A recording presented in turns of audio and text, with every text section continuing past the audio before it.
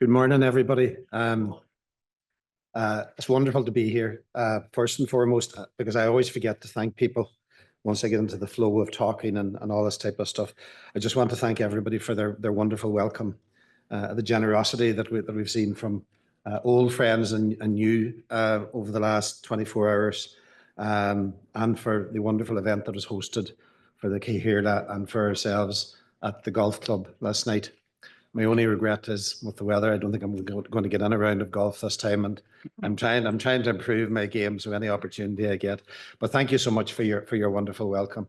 And I suppose just before I start into it, I was just thinking when the previous speakers were talking about in a world where there's much been made about division and people being different, and that one side of the aisle being different to the other side of the aisle. It's wonderful the examples were given here today of the common areas of challenge and opportunity that we all have and that we all face, and the closeness that we have as well. Talking to a number of the delegates here earlier today, a number are maybe one or two generations removed from their parents or grandparents or great-grandparents having moved from another country, including Ireland. My own family, I was born in London to immigrants, and my family moved back.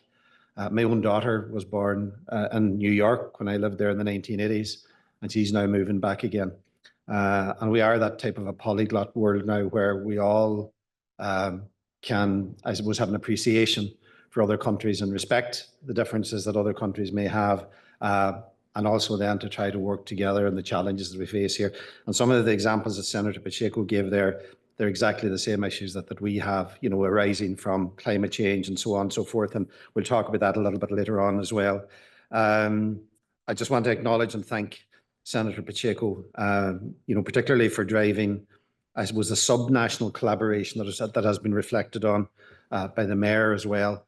We're lucky in Europe, as part of the European Union, is that there's a very, very strong European Union approach towards climate change. And what that manifests itself then at a national level in our country, in Ireland, in a range of policies, being developed that help us then at a subnational level and driving forward many of the agenda items that Senator Pacheco has referenced there, and with very strong targets, oftentimes being pushed back against by, I suppose, vested interests or people that maybe are a little bit afraid of change or because it's going to cost additional investment in their sectors. But as you'll see from the presentation, we really don't have a choice if we want to have a world for our children and grandchildren. So I want to congratulate Senator Pacheco and his collaborators in establishing the Transatlantic Climate Alliance Initiative. I think it's a wonderful initiative, and we look forward to working with you on that. And I suppose, again, as part of our Sister Cities Agreement, one of the things that you always have when you're developing Sister Cities arrangements is you're trying to find those areas of common interest, the touch points, the sweet spots, as I call them, where you can work collectively together on. Ambassador Cronin referenced last night when we originally had the initial meetings, people are saying these guys they're just going over in a junket, and that's not the way we work. It's never about the junket. It's trying to figure out, okay, look, let's establish the relationship, but let's identify what the common areas of interest are. Climate change clearly being one of them, because as has been said, it affects pretty much every other sector of life that we live in as well.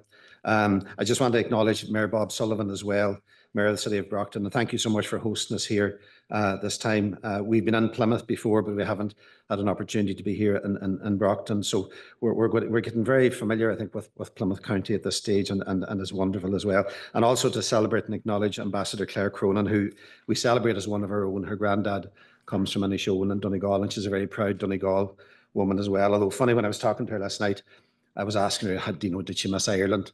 Thinking that she'd say, oh yeah, I really miss it. But she said, I really missed home as well, and it was wonderful to be home. And I think we all feel the same way. We all have a touch point where we want to get back home again. So just want to thank you all for all of this. And I suppose the last point I'd make, none of this, we wouldn't be here today without this gentleman here, the force of nature. Yeah. The force of nature that is Greg Hanley. He's a sight to behold in full flow. And I won't go into the full story of how all of this was initiated, but we've struck up a very strong friendship in the intervening relatively short period of time, number of years. And it's wonderful to be here today now to be talking about a specific subject area that hopefully we'll be able to develop collectively as well. So let me see now this. We very nearly didn't get this presentation uploaded. There's so many pictures on it. So look, that's me. That's the job that I'm here today on, is under the broad economic development area. My colleague Anne-Marie Conlon heads up the economic development division in Donegal County Council. She's the one that really does the work in that area. I'm just the front foot, and I have those other areas as well referenced. And you have some there, just some photo shots of Donegal. The large photograph actually is our Cahirla Councillor Niamh Kennedy's hometown. Killybegs, the largest fishing port on the island of Ireland, and an area that we hope will become an even stronger focal point for our blue economy aspirations in the years going forward as well. And then some of the other areas. That's our little airport there just in the middle as well. And another job, I'm the chairman of that airport. And if you get the opportunity, it's been voted the most scenic airport in the world 3 or 4 years running. We won it so many times they stopped running the competition. I don't know if it was fixed or not, but anyway, if you get an opportunity, try to fly into it as well. So just moving on, for those of you that are not, I suppose, maybe as familiar with Ireland as the rest of us, that's where we are, up in the far northwest corner of Ireland. We're pretty much landlocked and surrounded by Northern Ireland, which was established in the early 20th century, 1921, or 1921, once Ireland was partitioned. And I suppose as a result of that, we've had challenges, I suppose, in the intervening years and getting the same level of investment through national government, simply because there was that big border around us. And both the physical and psychological challenge in getting investment into that tiny little sliver that connects onto the rest of the Republic of Ireland has seen areas probably where we've been underinvested. So a lot of our focus now at the moment is to, I suppose, redress aspects of that. And there's been a lot of very, very good work done in the last number of years in moving that forward, and we continue to work that forward as well. So just to set the context, because every national government and every regional government, federal government, they have their own way of, I suppose, looking at how they're going to deal with this climate action challenge. So just to give you a sense first off of what our, I suppose, our own structure is at a national level. We have a national federal government, and it's called the Dáil. It's a parliamentary democracy. There's 174 Teachtaí Dála, or members of parliament, and there are 5 of them from Donegal. So it's based on a population base.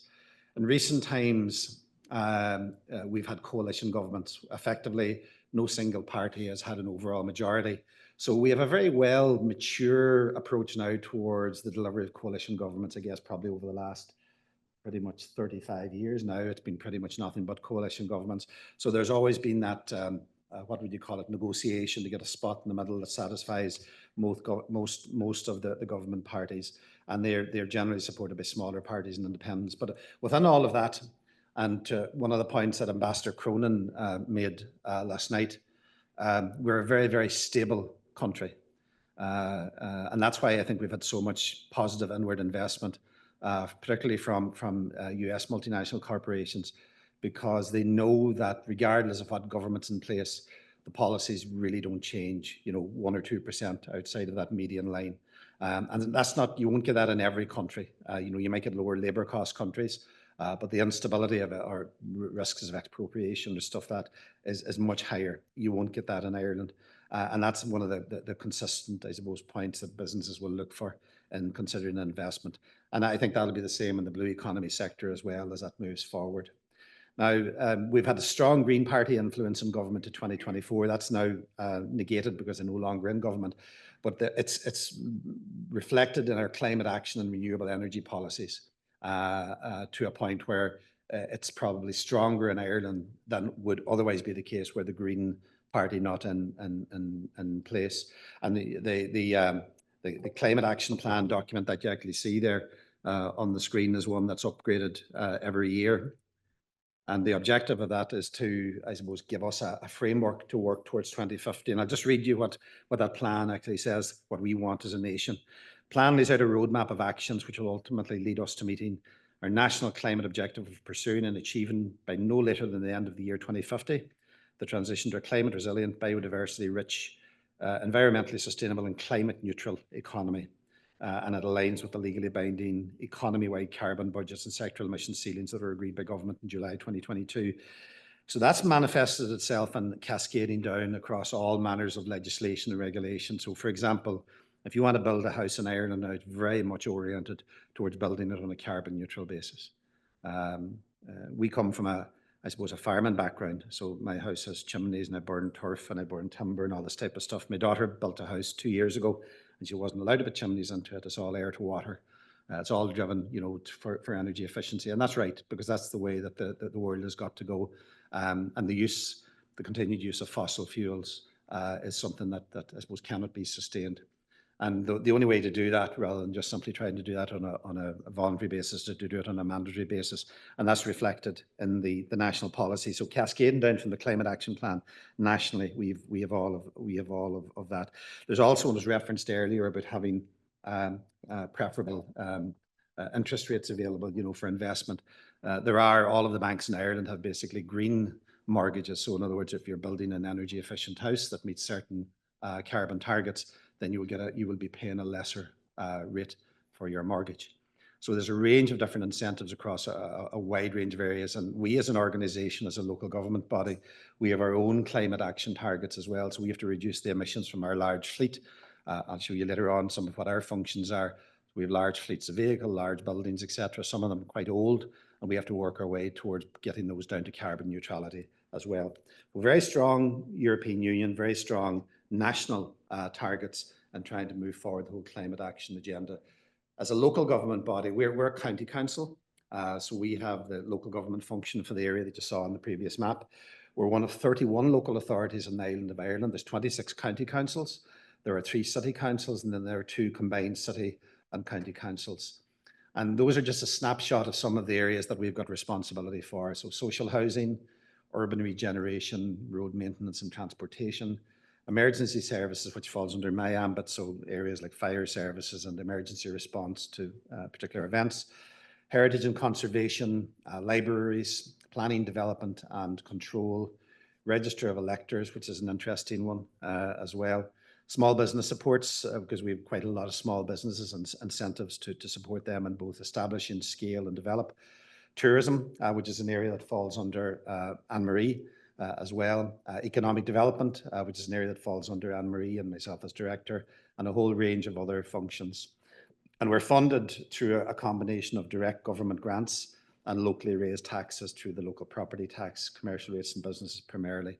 And our annual budget for the year, it varies depending on how much capital expenditure we have, but it's probably in the region of about €500 million, €500 million this year, and in that broad region, and it can go up or down.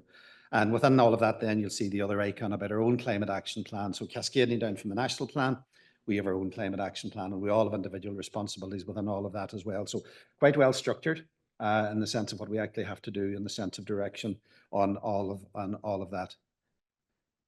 So within all of that, then, where do we stand? And just to give you a snapshot of I suppose, the onshore renewable energy production, we have a very well mature onshore renewable energy sector in Ireland. Donegal would have been one of the first counties, actually, where the initial wind farms would have been established. I guess is probably, I'll say 30 years, 25, 30 years ago now. And these were small, tiny little things now when you see them. The first one actually was quite close to where I live in Barnesmore Gap. Some of you guys will know where Biddy's Barnes pub is. Not looking at anybody in particular, but it's just right across the road from that where they were initially established. I was doing a little research. Yeah. I believe you. Anyway, so that started off there, and they've extended out now to the point where I think we're the second largest energy producing county with onshore wind on the island of Ireland.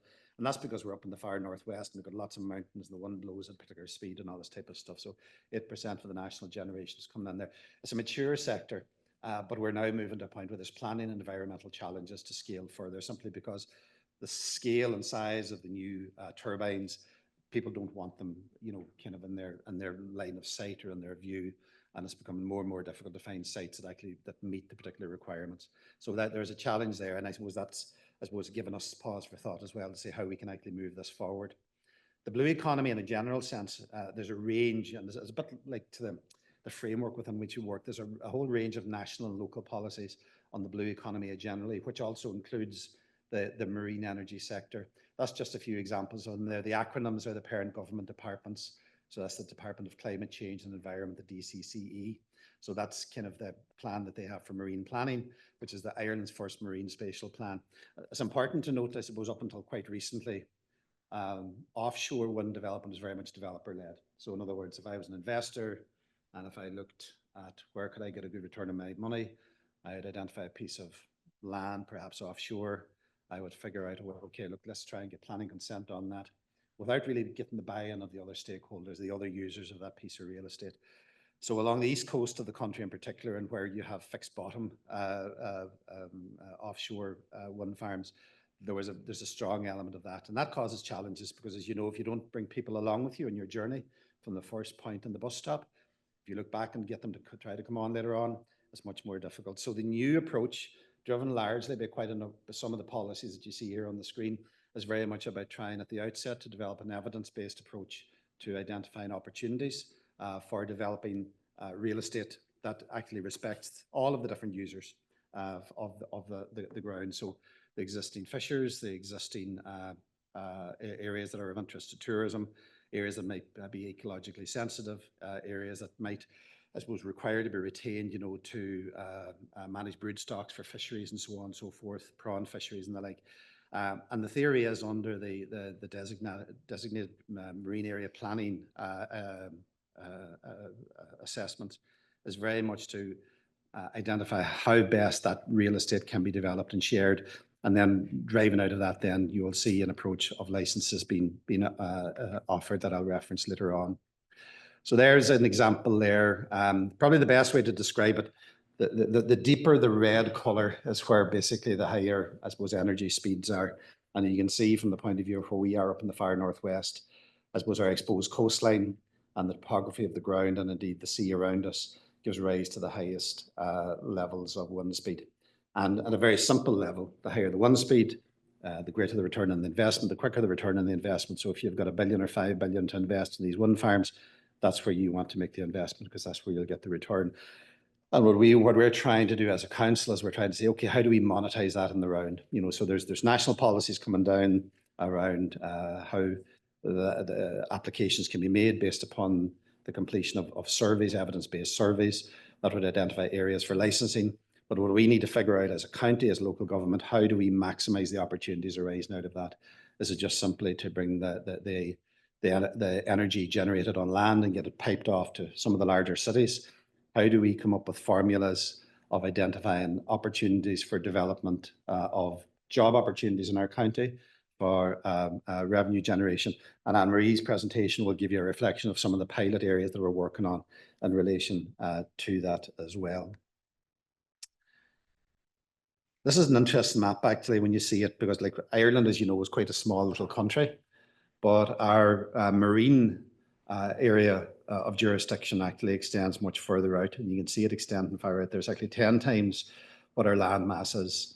So the opportunity to develop that for the wider blue economy, marine energy being one of them, but other areas as well, is something that we need to be very, very mindful of. And there's a constant push-pull because when we became a member of the European Union, there were, I suppose, what you might call compromises made in relation to our fisheries sector. Our Caherla councillor Kendi, who comes from the largest fishing port on the island of Ireland, I suppose knows the evolution of this as well, and the compromises that have been made that sees our fishing sector ironically challenged despite us having the largest portion of European Union waters. And, you know, perversely, other countries being able to fish and maybe take greater quotas of fish from our waters, our shared European Union waters. So there's a constant challenge in relation to all of that. But within all of that as well, then clearly, you know, we have amongst the most abundant renewable energy, wind, wave and tidal resources globally. And one of the things that we found, and my colleague Anne-Marie leads in this area, you always think that the guy that's doing it in some other country is a little bit more advanced than you and that these guys we're far ahead. As Anne-Marie, I think, has travelled this journey, she might reflect on it in our presentation. Everyone's pretty much in the same boat because we all kind of know where we want to get to in this space, but the journey is not quite clear because of evolving technologies and evolving opportunities. And that's why it's so important at initiatives such as this to share thoughts and experiences. And even if some of you, you know, we even just take one scintilla of thought away from here today, it may very well be something to say, gosh, that's something that we might want to look at here, or indeed vice versa. When we see something that you guys are doing, we might want to do something that would be of interest to ourselves as well. So it's very important as we travel that journey not to forget the wider blue economy sector as well. You know, politically, we always obviously have to take all of the sectors along with us. So whilst we have marine energy down at the bottom there, we have a very, very well evolved and mature commercial fishing sector in the county: pelagic, whitefish, shellfish. We have a strong aquaculture sector targeting both finfish, which is like salmon and trout, as well as shellfish. And then adding the value, the onshore fish processing, its preparation, value add, preserving and processing that. And we're continually trying to push that agenda forward as well, to try to continue to see how we can add further value to the raw product, because it is pretty clear to us is that the fish stock generally is probably going to decline over a period of years. It doesn't appear to be increasing. So the reality is, how do we make a better return out of that 1 ton of pelagic fish, as opposed to just simply selling it on either on an unprocessed or semi-processed state. Seaweed is an area that is now coming into its own. Years ago, we had a traditional seaweed sector in Donegal, whereby farmers would go out in little boats, harvest it, bring it on shore. It would be dried and sold then in maybe 1 ton bags to the Far East. Now it's been used in real value-added products, in perfumes and soaps. It's been used. We had a guy actually over at our Blue Economy Conference, was it a year, 2 years ago, Declan Gallagher, and he's basically extracting material out of it that's used as a fertilizer for grass on the golf courses all over the world, some of which you'll know in the United States, football fields, soccer fields, and it strengthens the grass, for one of, I suppose, in layman's terms. But clearly an opportunity there to continue to develop that, and quite a bit of science to it. And because of the topography of our shoreline, we feel there's huge opportunities in that space as well. We have a very well evolved marine engineering and technology sector, and that's on the back, I suppose, of a very strong fishery sector, particularly in the Killybegs area. And there's an awful lot of opportunities for businesses in that sector to expand and extensify as the marine energy sector continually develops, because there's a lot of common technologies that can be built on there at the present time as well. And one sometimes that butts heads with the wider, I suppose, commercialization sector is the tourism. We have numerous locations of natural outstanding beauty in our county, as some of you will know, and hopefully some of you will see as well in the next period of time. And it's a challenge because you have to try to balance development in those areas with maintaining that natural outstanding beauty. And it's a challenge that our elected members have to, I suppose, struggle with on an ongoing basis as we develop policies in that space. And then lastly, marine energy. When you roll all that together, the blue economy sector for a county like Donegal, similar, I think, probably to Massachusetts and other parts of your Commonwealth, it's a really, really important sector. And probably some of those sectors are not as mature or as commercially developed as they might be. And that's why, again, we're very interested in sharing our experiences with you, some of our good practices, and indeed vice versa, and seeing what opportunities might be there that we're not taking full advantage of at the present time. So past, present, and future. As I said, offshore was primarily developer or investor led in the past, clearly not sustainable on an ongoing basis. The technology in place in those times, restricted locations due to water depth and weather conditions, that is now starting to evolve. There's been quite a number of demonstration projects. JP might reference it when he comes on, that have been looking at developing, we'll call it deep water floating offshore options, 50 meters, 75 meters, 100 meters plus. And that's the type of area that we have off our far northwest coast. And that gives us an opportunity to plan for the future. As I referenced under the designated marine area planning process, the current government policy is now orientated towards evidence-based sharing of that real estate. And I think that's, I won't say it's a clever thing to do, it's the right thing to do, to respect everyone's right to utilise the space that they actually have in a manner that allows everyone to share the resource. That new process is there to map identifying priorities areas to best effect for all. And there's then associated planning and development legislation, some at a national and some at a local level, to manage all of that. And ultimately, once I suppose the identification of the ground is completed, the objective is to license areas for private sector investment. We've already had quite a number of people in our part of the world who are really interested in investing off our shore. And the reason for that is because they get the best return as a result of the high wind speeds, etc. But there's a lot of component parts that we need to try to pull together in order to do that. And no one is doing that other than, I suppose, ourselves at local government level. And that objective is to maximise those investments for the public good. So there's obviously the high level responsibility of trying to deal with the climate change issue. But within all of that, then how do we maximise that for the public good, for the people that live in those areas, for the potential businesses that can either expand or scale in those areas, building out from where they are at the minute, or perhaps new businesses. And then obviously to try to do so in a manner that influences central government policy or lead government policy in areas that we need further investment in. So that's areas such as strengthening the electricity grid and strengthening road networks and so on and so forth, which goes back to my original map of the underinvestment of many years that we have to still try and make up for.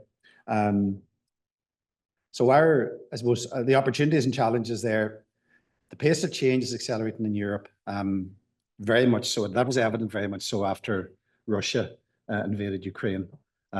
Certainly there was a sea change in our own national government's policy and accelerating the rollout of the marine energy sector, because I think the dependence, I suppose, on foreign fuel to keep the lights on was something I think that the European Union decided, well, that's not going to happen. And Ireland having that large engine of wind energy was seen as a key contributor to be able to achieve that. The wider geopolitical considerations at the moment, it's a strange world we're living in at the present time. There's been a lot of, I suppose, consternation over the last number of years in relation to, I suppose, commentary made in relation to what we need to do in Europe to maintain our own real estate. And I think regardless of what happens over the next 4 or 5 years, I don't see that fully changing back to where it would have been 3 or 4 years ago. So I think there's a strong move now towards, look, we got to try and get this, we've got to try and get our own house in order. The pace of technology I referenced there as well as changing. Floating offshore particularly is moving forward at pace. And there's an evolving political and stakeholder acceptance as well, that change does have to take place. But that needs to be done in a respectful way. And I think the system that they have there at the moment is going to work along those lines. And as I referenced, we're continuing to develop the infrastructure requirements to allow the realisation of that electricity grid being as an example. And in the midst of all of that then, and again, another area that's fallen under Anne-Marie's area of responsibility is trying to establish and develop the brand of a creative ecosystem, an innovative ecosystem in the county to build out and realise the potential of that. So as that people actually see us as working at the leading edge in these areas, and we're working very hard in relation to all of that. So lastly, look, these are just, I suppose, a number of our actions that we're involved in. At a national, or at I suppose the policy level, we want to ensure that all of the national, the regional and the local development policies support the aims of maximising these economies. And the reason why that's really, really important is that those policies drive investment, either nationally, regionally, locally. So if they're not part of the policy, you're not at the races. So our teams do a lot of work making sure that we have all of our submissions on point in relation to all of that. There has also been established a Blue Economy Working Group within the county, which for the first time brings together all of those agencies and bodies, national, regional and local, that have a responsibility or an interest in that blue economy sector. And it's about trying to work together to identify who is doing what, and more importantly, what can we do collaboratively together to make it better. And it's actually been quite interesting. Assumptions would have been made that certain organisations were doing certain things. And it's not always the case, but collectively we can probably move that dial forward. And it's one that is working very, very well for us at the moment. We also need to pursue through national government and delivery bodies the putting in place of the enabling infrastructure. So that's the road and the rail and the gas and the electricity networks, all of those things that we need to do. And if they're not going to do that, we need to find a plan B to maximise the opportunities arising out of that. So one of the thoughts as an example, and it was under, I think it was the last sharing or developing Ireland's electricity future, whereby instead of bringing the electricity into central points for economic use, that the businesses would actually be brought to the point of generation or the point of landing. And that's something that may very well find its way forward as part of evolving policy as well.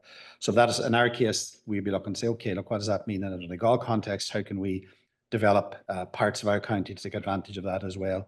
And the only way you can do that is keep your ear to the ground, see how the policies are evolving, and try to position yourself to best effect in relation to all of that. We also want to work with existing businesses to strengthen the existing blue economy opportunities, as well as extensify and explore emerging opportunities. And it's about exposing them to, I suppose, the sense of what's happening. One of our national enterprise agencies, Enterprise Ireland, has an ongoing programme of work that looks at blue economy sectors internationally that are a little bit more developed than ours. UK would be one such area. And each year they have a number of events whereby they expose the current state of play in those sectors to give opportunities for Irish businesses to provide services to those mature sectors, while it's also pointing to the opportunities to existing Irish businesses, how they can develop from where they are at the minute to take advantage of that. And it's a bit like what we're doing here today, is about sharing those experiences and figuring out, okay, look, if you have a marine engineering sector business, how can you extensify your business to take advantage of this emerging area, or do you want to do it? And that's one of the actions we're involved in as well. And then, like today, collaborate internationally to assess good or emerging practices and to share our own experiences. And really leads on a number of international projects at the moment, to a number of European projects. And we have a lot of European networks as well that we work through. And there's another network that I work through as well, ERNAC, the European Regional Network for Advanced Communications Technology, which identifies opportunities across a whole range of sectors to collaborate and to identify issues of common cause as well. And it all feeds into this. And look, I suppose, at the end of it, what are we trying to achieve? I'm a funny kind of an individual. If somebody asks me to do something, I always ask this question: what do we want at the end of this? What are we actually trying to achieve? Because I figure you need to know your destination for anything before you start the journey. And sometimes we don't ask the question. We find ourselves meandering along the road, and then you find when you have the project finished, you're not really where you wanted to be or where you need to be. Like the key thing really at the end of the day is we have to, as Senator Pacheco said, we have to contribute to mitigating the risk of climate change and rising sea levels for our population. We've seen the impacts of it that was referenced. We've increased wildfires in Ireland. I deal with it under my emergency services area. We have increased instances of flooding. I deal with that under my emergency services area. We've lost lives as a result of all of that. We've increased levels of migration, particularly in Europe. I mean, there isn't a day goes by that there aren't people drowned in the English Channel trying to make a better life for themselves. I'm not saying it's fully down to climate change, but certainly coming from some of the areas that they're coming from, the opportunities that they have there to try to develop a future life is going to be very, very limited. So all of those implications, Senator Pacheco said it, it's across so many different sectors, that we're going to have to try to deal with this. In some of our areas, it's the same, I guess, in the United States. There are coastal areas now in 2025 that will be inundated in 10 or 15 years. And the simple reality is there's nothing we can do about it. They will be given up because they're not defendable. Now, that's a tough political gig to try to handle. You'll never be able to build walls high enough or long enough, or strong enough to be able to deal with all of that. Now, the work that we're doing here collectively is not going to answer all of those questions about how we try to mitigate it to best effect, but it is to mitigate the climate change, the implication of it, and as far as we can. And why we're trying to do that, like at this stage in my life now, it's about the next generation. It's about my children and grandchildren. And if we're not willing to do it for ourselves, you've got to think, what kind of a world are we leaving for them? What type of a problem they're going to actually have. And I think that's where the political bravery is really, really, really, really necessary, to get beyond the here and now, to get beyond to paraphrase the drill baby drill type of a mindset at the minute. I'm not saying that we can just simply walk away from fossil fuels. Clearly, there's going to be a transitionary period, but there has to be a parallel process and a plan to make the investment that we need in the areas where we may not make the best return on our buck in the early days, but which clearly is going to be better for all of us in the long run. And if not for ourselves, and clearly, for our kids, and in my case, grandkids. So I think that's it. Listen, listen, thank you very much. Thank you very much. Let's hear it for Director Martin. Thank you very much. And now next, Anne Marie. Anne Marie Conlon. Sorry. Thank you. There you go. Right there, just right down. Okay, yeah, great. Thanks very much, Senator, and thank you, Gary. I always hate having to come after Gary because he's quite a difficult act to follow in terms of his presentations. But firstly, just to say thank you to everyone firstly for the lovely welcome that we've received. It's been outstanding, to be honest with you, and I feel very humbled by it, and also very nervous when people call us experts, because I think a lot of the time we're just trying to find our way and trying to do things for the right reasons, and to make the place a bit better for everyone and for those coming behind us. But one thing that I've kind of taken from the last few days here has been not just your really warm welcome, which has been absolutely brilliant, but has been your enthusiasm for this topic, and your support for the need to look at how do we reduce greenhouse gas emissions, how do we as a global community take on this responsibility, and really how we can do this in a creative way that means that this is economically viable, and that this is something that's going to create really good jobs for people in our communities, and it's going to help our communities prosper in the long run. And most importantly, it's about looking at the positive well-being of our future generations. And I think that's really what we're all about here, and that's what we're trying to achieve. So I've taken that for over the last few days, and that in itself is very inspiring and very supportive in terms of the work that we're doing. So I'm looking forward to kind of continuing this conversation and continuing this work.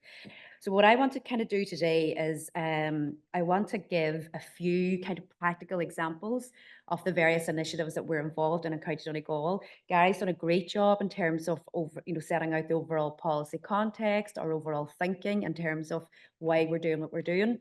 So I suppose what I wanted to kind of do is drill down a little bit more into particular examples of what we're looking at. And how we do this through, again, that collaborative piece, that membership of our European Union, which is a huge benefit to us as a nation, and also our transatlantic partnerships, and particularly the potential that a partnership with Plymouth County has for us as well. And it's about how we can bring together like-minded people and like-minded communities so that we can share knowledge, we can share our experiences and our insights, and we can look at how we can inspire and actively promote and support each other in the work that we're doing. So what I'm going to talk today about, Gary's already mentioned our climate action, our local climate action plans and the decarbonised zone. So I'm going to go into a little bit more detail around that. I'm also going to look at the green hydrogen piece and around how we are working to develop a green hydrogen sector using a European collaboration and using the support that we have as part of the EU. And then just to reflect very briefly, just in terms of our own lessons and our own insights, just to kind of conclude the conversation. So I suppose firstly, just to say, Gary's mentioned already, just in terms of what are the various legal obligations and targets that we have. So I think it's really important just to spend a wee bit of time looking at that. And the EU have set out, I suppose, higher level or more global targets, and that they're looking to reduce greenhouse gas emissions by at least 55% below the 1990 levels. And they're looking to do this by 2030, and they want to be climate neutral by 2050. And nationally, we're looking at in Ireland, we're looking to reduce our greenhouse carbon emissions by 51% of a 2018 baseline. And we want to achieve that by 2030. And we too are looking to be climate neutral by 2050. And I think what's really important is that these targets are enshrined in law. So this isn't just something we want to do or might be nice to do. We are obliged to do that through our law. And if we don't do it, there will be penalties and financial penalties at that. So that kind of really puts the focus on all of us both at a national level, at a European level, but also very much at a local authority level. And it's and so therefore the plans and the opportunities and the work that we do at a local policy level always has that in mind. So we're I suppose really what we're doing is we're looking at how our targets are set at a European level, how we are at a national level are going to help achieve those, and then how we at a local level are going to help achieve that. So it's a very, I suppose it's a very well thought out approach. So in terms of Donegal, I just thought it would be worthwhile having a look at what our own emissions are in terms of County Donegal. So this is our 2019 kind of baseline emissions for the county. So you can see that Donegal is only 3% of our national emissions. So we're by no means a huge emitter in terms of greenhouse gas emissions. But what is interesting is when we look at the sectors that are emitters. So we're looking at agriculture and indeed the LULUCF, which is the land use and particularly looking at forestry. So they're quite large emitters in terms of greenhouse gas emissions. Then we have we're looking then, and I suppose really that speaks to our economy and our economic base. We are primarily an agricultural county, so that kind of speaks to why we have such high emissions coming from that sector. We then have really high residential and transport in terms of their substantial contributors again to our greenhouse gas emissions. And so again, that kind of speaks to the fact that we're still quite reliant on fossil fuels, particularly to heat our homes and to provide electricity in our homes. So as Gary mentioned earlier, there's a huge programme of work in terms of retrofitting our homes and ensuring that new builds comply with new legislation, particularly, for example, putting in things like air to water, heating systems, so we're not relying on fossil fuels. And then I suppose the other piece that's interesting in terms of looking at these emissions is looking at the emissions, the low portion coming from manufacturing, coming from our commercial services and industrial processes. And that speaks to the fact that we're not a high energy industry type of a sector. And that actually is probably similar quite across the island as well. So we're not an economy that has, I suppose we're not an economy that was part of the Industrial Revolution from the 19th century. So for that reason, we don't have the steelworks, we don't have the huge energy using industries. So, and again, that has an impact on us when we're looking at the likes of green hydrogen. So I think it was just, it's useful just to kind of look at where our pain points are in terms of the emissions in Donegal. Okay, so just to move on, the Climate Action Plan, this is our local Climate Action Plan. I think Gary mentioned that the National Climate Action Plan. So our local Climate Action Plan for Donegal County Council, we are looking at we have a vision where we want to be climate resilient, we want to be biodiversity rich and environmentally sustainable and be carbon neutral by 2050. And we feel that this is all about transformational change. It's about how we as an organisation can look at displaying strong leadership, mobilising actions and being an exemplar to the wider community in our county. I suppose what I want to talk about now is how we're actually just simply doing that in terms of some of the work that we're doing with local groups across Donegal. And this is one particular example. So we have decarbonised zones, which is a key part of our climate action plan. So there's a number 2 or 3 decarbonised zones have been identified in the county, and it's very much around looking at developing really good practice in these very specific areas. So one of our decarbonised zones is Falcara and Gorta Hork. And in that, so just to explain where Falcara and Gorta Hork are, the region is in the very west of Ireland, or very west of Donegal, sorry. And it's part of our ancient Gaeltacht Irish-speaking regions, where Irish is spoken on an everyday basis. So it's a very rural community, but a community that is resilient.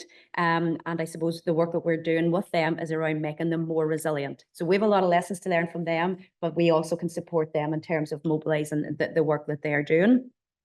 So Kilolta is a not-for-profit social enterprise horticultural centre. It's based, as I said, in the heart of the Gaeltacht, and it has recently emerged or evolved as the Northwest Bioeconomy Centre. And Donegal County Council, we have developed a collaboration or a local alliance with Kilolta to develop a bioeconomy resilience programme. And this and part of this work has been the development of a biochar demonstrator project. So I'll just talk a wee bit about what the biochar project is. So biochar, I'm not sure if people are familiar with it, but biochar, it's a type of charcoal that's made from biomass like wood or agricultural waste, and is created through a process called pyrolysis. I think I'm saying that right. And that really involves the heating of biomass at a low under low oxygen conditions. And this results in a carbon-rich material that can be used as a soil amendment or a carbon storage tool. So biochar has many benefits, including we have soil amendment. So biochar is often used as a soil amendment to improve soil health and fertility, and it can enhance water and nutrient retention, improve soil structure, and increase microbial activity. So it's really good in terms of the quality of the soil. It's a really good carbon sequestration. Biochar is a valuable tool because it stores carbon that would otherwise be released into the atmosphere. And by adding biochar to the soil can then act as a carbon sink and reduce the greenhouse gas emissions. So again, when we go back to looking at our reliance in terms of the agricultural sector, and we look at the high emissions or the high portion of emissions coming from the agricultural sector in Donegal, this in itself is a really effective tool in terms of dealing with the impact that agriculture could have. And then it also benefits the crop yields. It minimizes fertilizer losses, and it helps plants access nutrients more efficiently. So it's really like a wonder tool, to be honest with you. When they started telling me about biochar, I was going, it can't be that good. Yeah. But what we're doing is we're developing a demonstrator project with Colt. They are generating the biochar using the pyrolysis. They have a kiln. They've invested in a kiln type facility to do that. That in itself is very low carbon emissions in terms of that process. And now they're producing packages of biochar. You can see it in the picture here, that they're then selling to the agricultural sector. So it's a way for them to become resilient and to create an income that'll allow them to continue to invest back into their community. So it's a really practical example, I think, really in terms of the type of projects that we can support at a very local community level in terms of what they're doing. So, and I think maybe just one of the things Gary talked about earlier was just around the whole issue we have in relation to flooding. And I think connecting this back to the whole biochar demonstrator is important. So, for example, we've had huge issues with flooding, particularly over the last 10 years, where we've had a number of serious flooding events in the county, where we've had substantial damage to property, public and private property, and it's really had devastating impacts for individuals and communities right across the county. And this is actually my own hometown, and I think this was only last summer. So this is a reoccurring for them.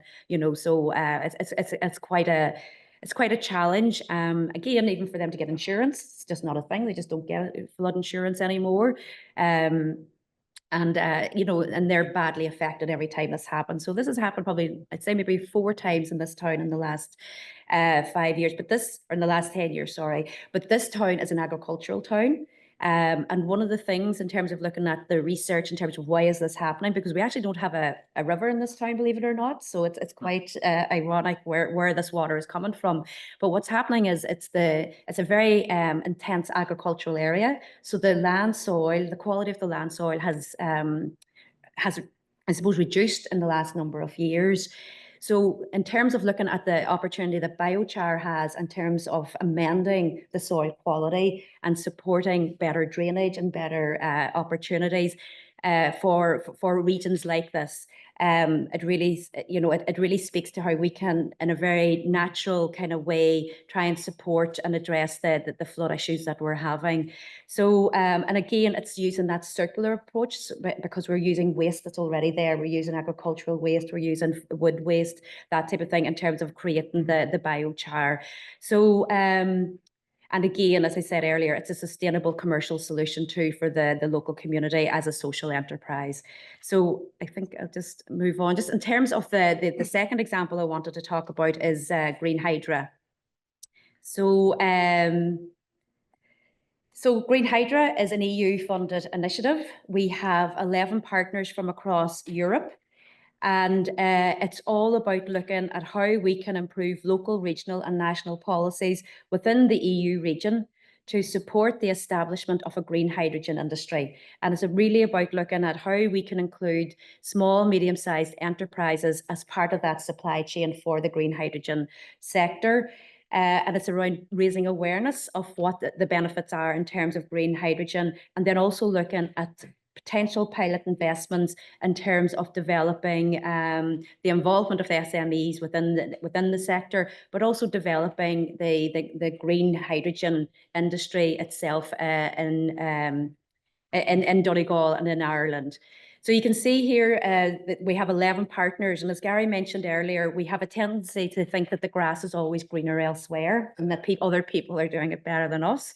But what we learned through this project is that there are many locations in the same position as us, but there are also other regions that are much more well developed than what we are in terms of green hydrogen. So, for example, Ravenna municipality in Italy, they are our lead partner in this project, and they have a very well-developed green hydrogen industry. And the reason they have a well-developed green hydrogen industry is because they have heavy industry in their region.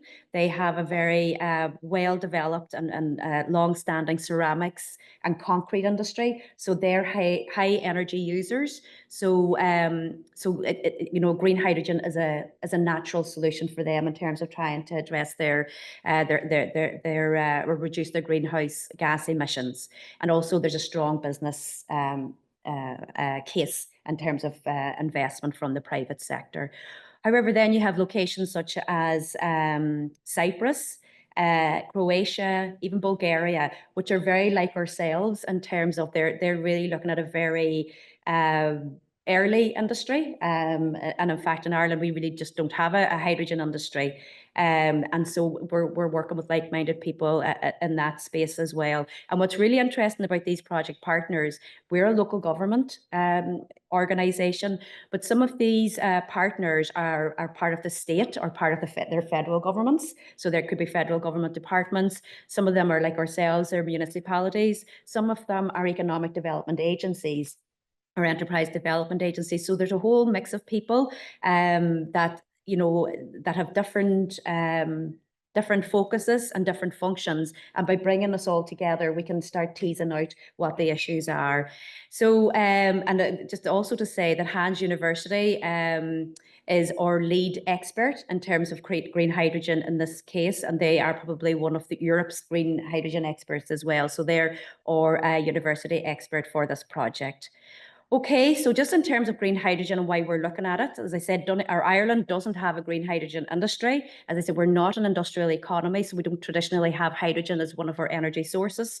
But there is an increasing demand globally for green hydrogen. And we are seeing this paradigm shift in terms of to clean energy. Also, I think it's important, and Gary has already mentioned, that Ireland has one of the best offshore renewable energy resources in the world. And in our own region, we do have the highest wind speeds in Europe.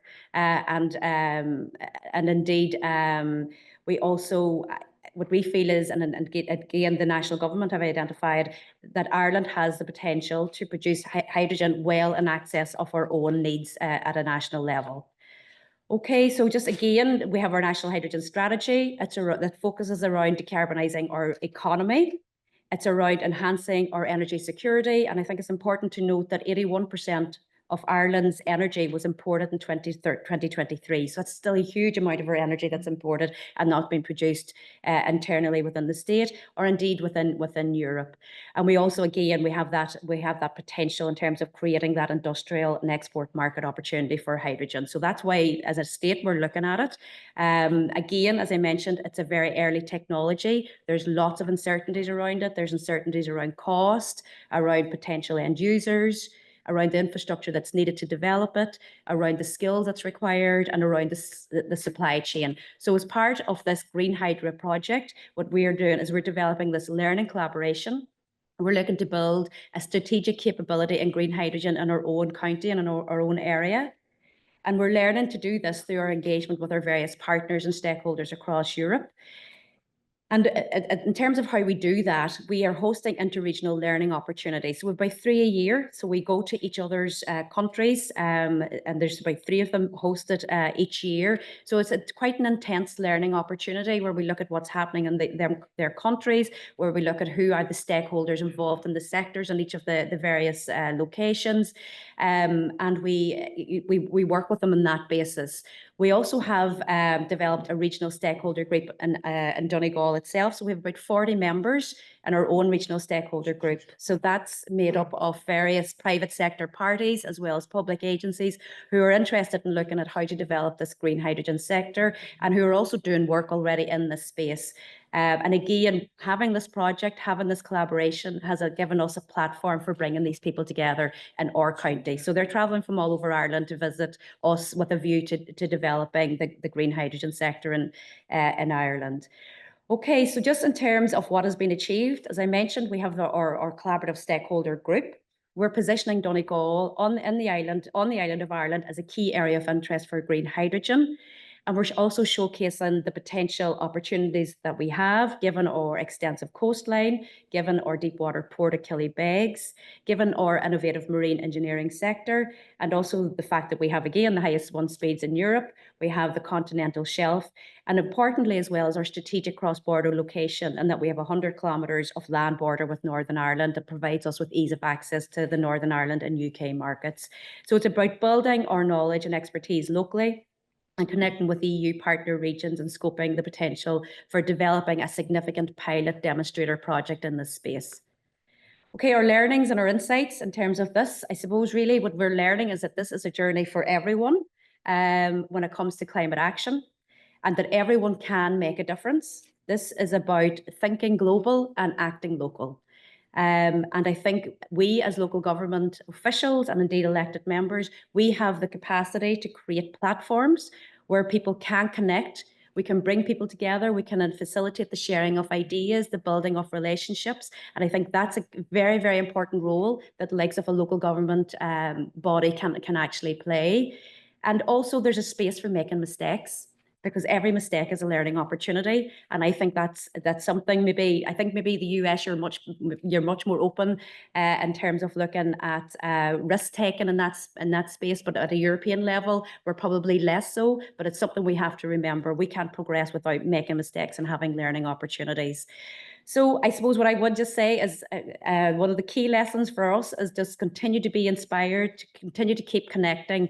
And I always keep this in mind that fortune does favour the connected mind. So thanks very much, everyone. Thank you. Thank you very, very much, Marie. Thank you very much. And I must say, Gary and Marie, the time difference doesn't seem to impact you at all. Okay, great, thank you. We do work in the afternoons now. Yes. Let me just turn it over now. Hopefully, we'll be able to hear from JP Prendergast, the director of the Transatlantic Climate Alliance. He's a member that's on the Board of Trustees from Ireland. And JP's background is he's an entrepreneur. He's been the head of the biogas sector in Ireland. He's worked very closely with the European Union and in Brussels. And I'll have him tell you a little bit more about himself, and then give us a quick overview. JP, I hope you're not in the water there. But, nice to see you. Hi, everyone. Nice to meet you all. Mayor Sullivan, Cahirlook, Gary and Anne-Marie, acquaintances from home. Nice to see you across the Atlantic. I'm nearly looking across the way at you guys at the moment. It's not often you get to share a screen with the likes of yourselves, and suddenly you see an ex-President Al Gore on the screen. You go, God, this is just not happening. So it's a fantastic opportunity, and I thank you all for giving me that. I'm going to go into a PowerPoint. I won't hold you long in a sense, and my approach for this presentation will be kind of a practical storyline.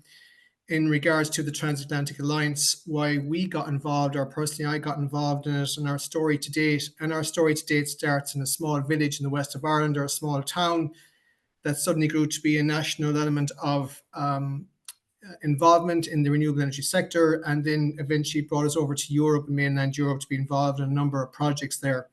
So I'm going to share this screen and hopefully you guys can see it.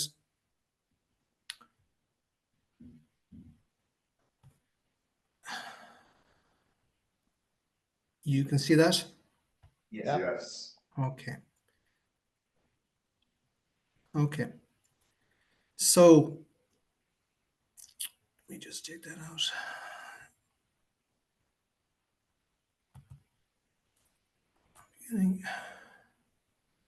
Okay, can you see that okay? Yes. Okay.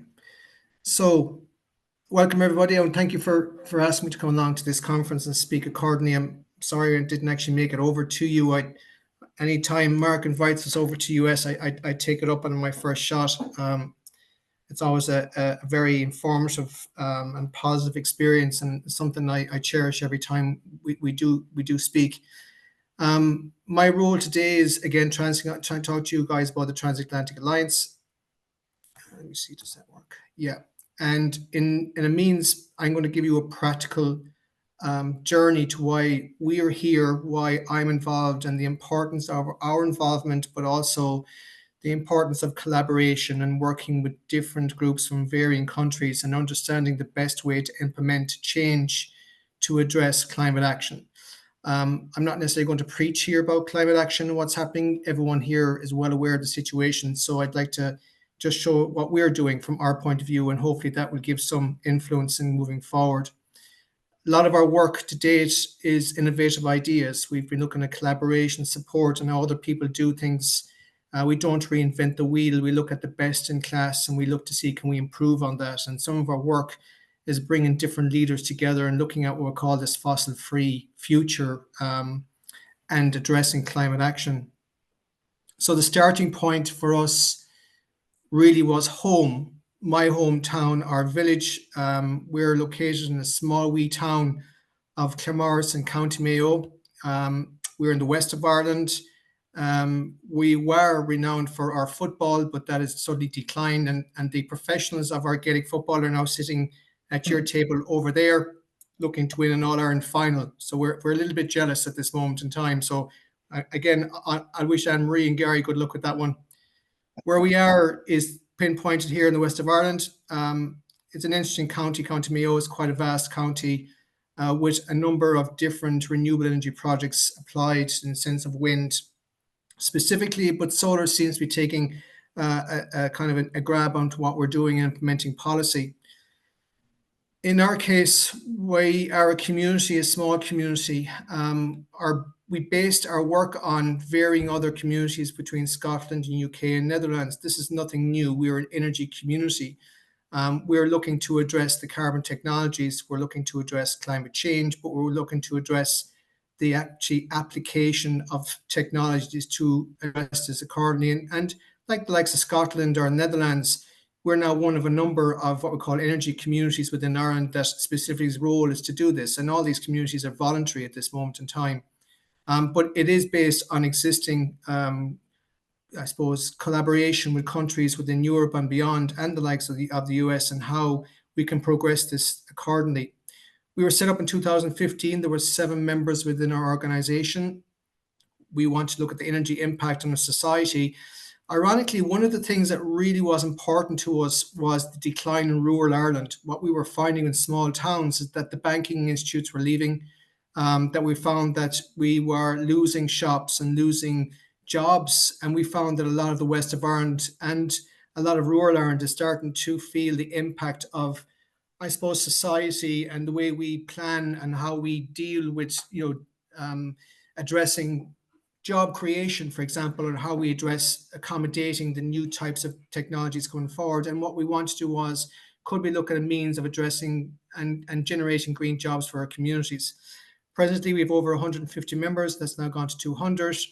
Our roadmap here from 2017 to 2024, we started off highlighting the benefits of what we call biogas at the time. but we then got involved in producing and looking to produce solar farms within the locality.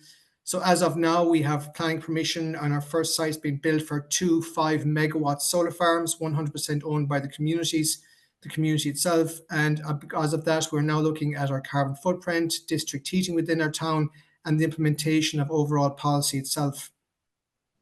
The impact nationally for us has been quite remarkable in the sense that we've been invited onto a number of projects which we have now actively participated in, and which actually supports in the implementation of job creation. For example, the bioeconomy project that we have worked with, and you see on this slide here, we actually have worked quite closely on willow over the last period of time. Willow, as anyone would know, has a natural salicin in its wood bark, which is actually natural aspirin. So, centuries before this, when you had a monastery, monks would grow a willow tree around that monastery simply because the content in the bark, which is natural aspirin, was used for medical reasons or medicines within that society, within that monastery.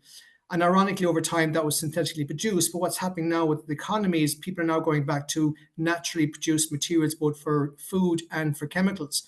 And as part of our work in this transition and the Transatlantic Alliance, what we're trying to do is educate the benefits of looking at our food chains, looking at our biomass supplies, looking at our energy supplies, looking at going back to nature in understanding this transition. And because of this project, it's now in the stages of being produced on a national scale within Ireland to produce a biorefinery, which will produce a chemical, which will be natural aspirin.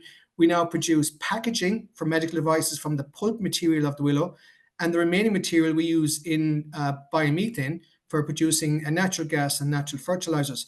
The thing I tried to highlight is our relationships here on the right-hand side. University of Limerick, UCC's, University of Cork, Tralee IT, Bangor University over in UK, AFB in Northern Ireland. The success of what we've done to date is collaboration. It is all about understanding your limitations and the ability to sit down and work with others to better what your situation is to the benefit of everyone, which is the base of what our alliance is about.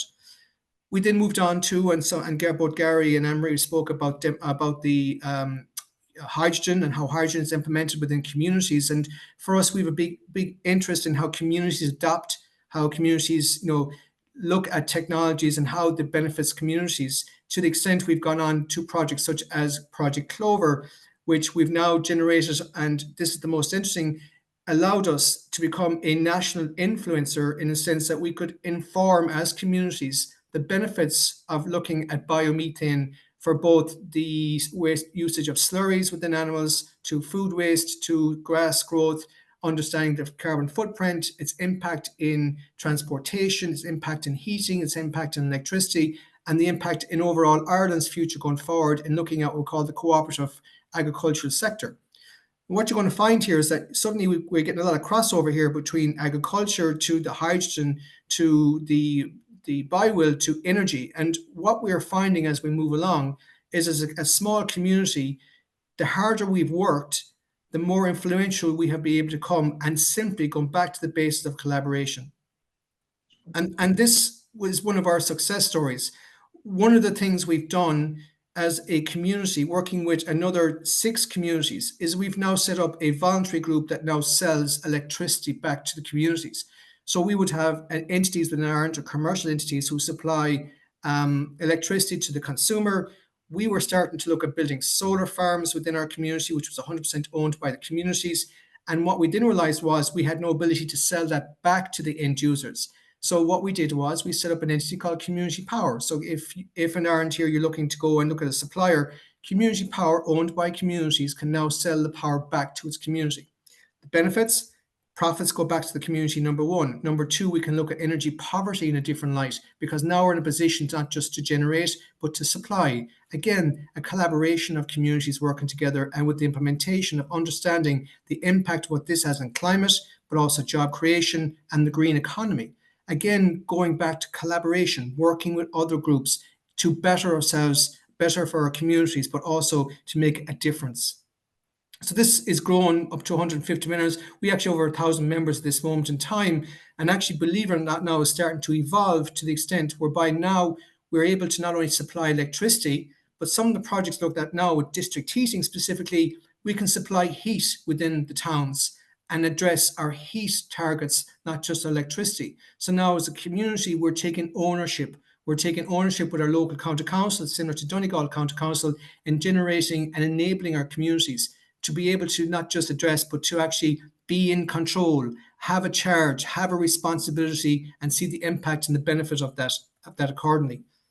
And so this is where it becomes really interesting, because for us, suddenly we now get involved internationally. So something that started from a small 7-man or 7-person entity in Clamars is involved now in Europe. So a lot of our work and my work involved is, for example, Repower EU was addressing the biomethane and the gas elements when the Russian war between Ukraine began, and in so the Commission reacted. A policy document called Repower was generated, and we as a community were invited to influence in how we felt this could be addressed within Ireland, but also in Europe. And as part of that role, we were then actively involved with the Biogas Association in Europe. And as a small community, we were able to understand the impact within Europe of what we were doing in our small town. And believe it or not, it's all the same. We're all in the same boat here. We're all looking about enabling our communities, enabling the means of addressing climate change. As Marcus said earlier on, look, we have enough academics, and I'm an academic myself, preaching to individuals of what has to be done and what we need to do. What we actually have to do is do it ourselves from ground up and start somewhere. And this is a story that I hope shows that started from a small little organization, is now involved in a number of elements. And to the extent whereby in the European Commission, we're now involved in a number of projects in Ireland, and Clamar specifically is now being chosen as one of 9 district heating projects for community ownership to be built over the next 5 years. Again, because of the collaboration with different entities, but also the influencing. And some of the work then that because of this, we now sit on the credit union boards here within Ireland, and we're now looking at how we support communities financially in this transition. In other words, where banks won't support, or where banks have very zero interest in supporting communities, because, and I'll give you a good example.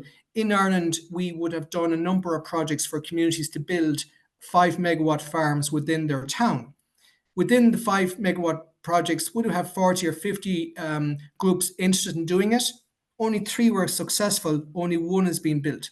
And the reason was that a community, when it presents this project, is assessed on a commercial scale from the point of view of what it does on a commercial basis, which is very important. But what people don't realize is that there's a social impact to what we're doing. If I look at a solar farm over a 15-year period and return my investment, obviously I have never taken into account that this could be a 25-year period, or I have a connection to grid which has some value, or I've generated 4 jobs. 4 jobs is 4 families. 4 families, an average of 6 kids going to my local school. That's 1 teacher saved in my local school.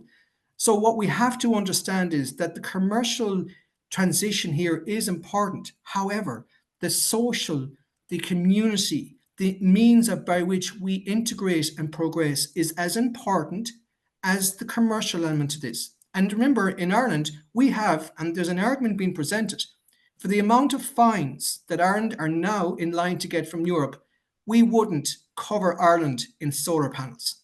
That is the level to which we are in addressing climate change. And so where the Transatlantic Climate Alliance is so important, why these days are so important, is that we need to understand we need to understand that we can implement, but working together, we can do it faster. We can lead by example. We can learn by people's other doings. And this is why the Alliance, and for me, the Alliance is so important. And I come from the community side. This is all voluntary. The work that you've seen to now is 100% voluntary. Every individual that's involved in our society going forward has a day job. This is the level of commitment of our individuals. And it's not about the individuals. It's about their children, and it's about the next generation. And as Mark has discussed, we have to lead by example, and we have to make a difference. I can't emphasize this, and it would be wrong for me to come on here and preach about targets and what we have to do. if I couldn't show you what we've done and at least what impact we've made. And this is something that the likes of ourselves and yourselves and anyone else could do when we work together. A few lessons that we've learned along this journey, a few lessons that we have to understand. The social responses, understanding this transition, what we've learned is not solely to overcome or avoid an opposition to something. We have to understand that there's different actors within communities, stakeholders, commercially, locally, socially, that has to be understood to implement policy going forward. And this is where collaboration is so important. Individual technologies. So, for example, if I present a district heating project to a town, believe it or not, the value is the pipe in the ground. It's not the technology that produces the heat, because that will vary over years. But the technology, the piping in the ground, will last for 100 years. So individual technologies in their context have to be seen differently in how we implement them. And we have to know how we do it from a point of view that is familiar to individuals. And this diverse low carbon technologies which we look at has to be deployed in a context and at a scale that not only do communities need to understand and to be understood, but communities need to understand the developer. It has to be understand that this is a parallel track. As much as it is for us in communities, it is as important for the big guys to lead in generating and involving and investing in the bigger technologies, because we as communities won't do it. The bigger guys have the capability, but if we work together, we can do it a lot faster. One of the biggest things I've learned locally within our co-op, the Claremorris Energy Co-op, right, is to advance climate justice, as we call it, and to understand the benefits of this. We need to include people and communities. We need to include them in the design, the planning, the implementation, because it's not just the fairest approach, it will be the fastest approach to getting things done. If I transition to the World Economic Forum, work that we're now involved in Europe, we understand that this is based on diverse stakeholders, be it academia, youth, finance, but it's about collaboration. Days like today, days whereby we sit across the table and say, what should we do next? How can we do it? Where do we do it? If I look at the Alliance, today is all about the how. How do we do this in a means that is justice, that is respect and justice, equality, diversity and inclusion? And I think, and I welcome today, days like today, I welcome my colleagues from Ireland who we work with on projects over in the US with you guys in a means we can try and work together. And the Transatlantic Climate Alliance, and I am one part of this, the community, is so important to be considered as a tool, to be considered to be a means by which we can get this done, but leading by example, leading by how, leading by the implementation. So yeah, that's pretty much it. So I'm sorry, I have a tendency of maybe speaking a bit too long, and I'll just stop sharing that now. Well, thank you very much, JP. Mark, yes, so thank you guys. Thank you very much. I appreciate it. Of applause on the other side of the Atlantic there. Nice to see you virtually, and we look forward to seeing you sometime very, very soon in person, either in Ireland or here in the US. And I know you're going to be in New York sometime very soon, and we'll be talking with you. Thank you very much. And JP, so that you'll know, in particular, people here from Ireland, not only sits in the Transatlantic Board, but also just became a member of the National Credit Union Board in Ireland, and also working with the European Union. So that's a green finance piece of the agenda that we're looking at in the future. So let me turn it over to Greg Hanley briefly. Thank you, Senator, and I want to thank our Irish delegation for making your presentation today. Thank you so much. In an effort to keep on track, folks, we're not going to take a break, so feel free to get up as needed. I do want to highlight the fact that the mayor has to leave. He has another commitment, but we're going to visit him for a flag raising ceremony today. I want to thank you, Mayor, for your support. This is so important to us, and thank you for being here. While you're leaving, I just want to introduce Shirley Azak, City Council from the City of Brockton. as well as young Jack Lally, who'll be sitting on our next panel. At this time, I'd like to invite Old Colony Planning Council down for the next segment of our presentation. And again, thank you all for listening to our delegation from Donegal.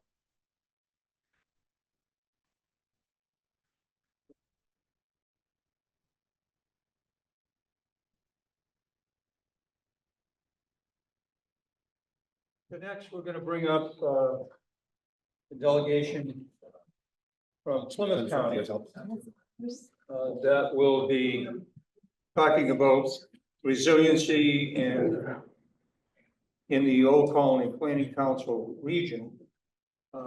We are running, as you can understand, a little behind. But that's okay, because I think our lunchtime speakers will be glad that we're running a little behind, because they are not here yet, but they will be joining us very shortly. And we don't want to cut back on any of the presentations that people have worked so hard to present today. So again, you know, leave the room, come back in at your leisure. And soon there will be lunch, and that's the way we're gonna do it. We're not gonna take a break, so we can keep going, okay? Thank you very much, and let me turn it over to Jack. I guess are you gonna introduce everybody? No? Okay, Jason. That is Okay, me. Jason. Thank you. Good morning, everyone. Thank you for joining us today for this important panel on sustainability and climate resilience efforts throughout our region. My name is Jason DeRozier, a senior planner for housing and public engagement at Old Colony Planning Council, or OCPC, and I'll be your moderator for this panel discussion. I'm also a proud BSU alum. I graduated the semester before it went from Bridgewater State College to Bridgewater State University. So my diploma actually has a X through college, and I wrote university on it. Just because I wanted to be part of the BSU system, BSU family. I'm also a part-time faculty member here in the sociology department. So welcome to campus. Also hot off the press, and I think it's worth mentioning, Massachusetts Governor Maura Healey just released her energy affordability bill. So hopefully Deputy Climate Chief Jonathan Schrag will talk about that a little bit, and I look forward to hearing that announcement.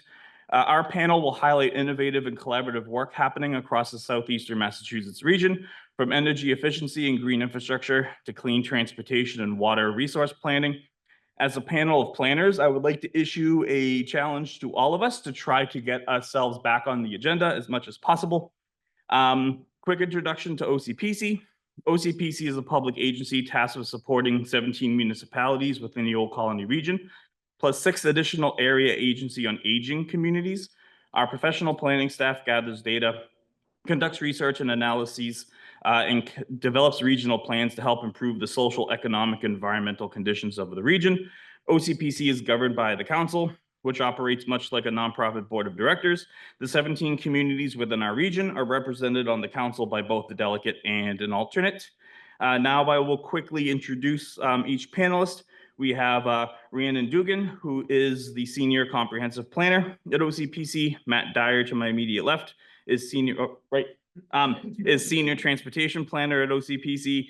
Michael Lambert, who's to my immediate left, is the administrator for the Brockton Area Transit, or BAT system. And Lisa Sullivan is Green Communities Coordinator for Southeastern Region from the Massachusetts Department of Energy Resources.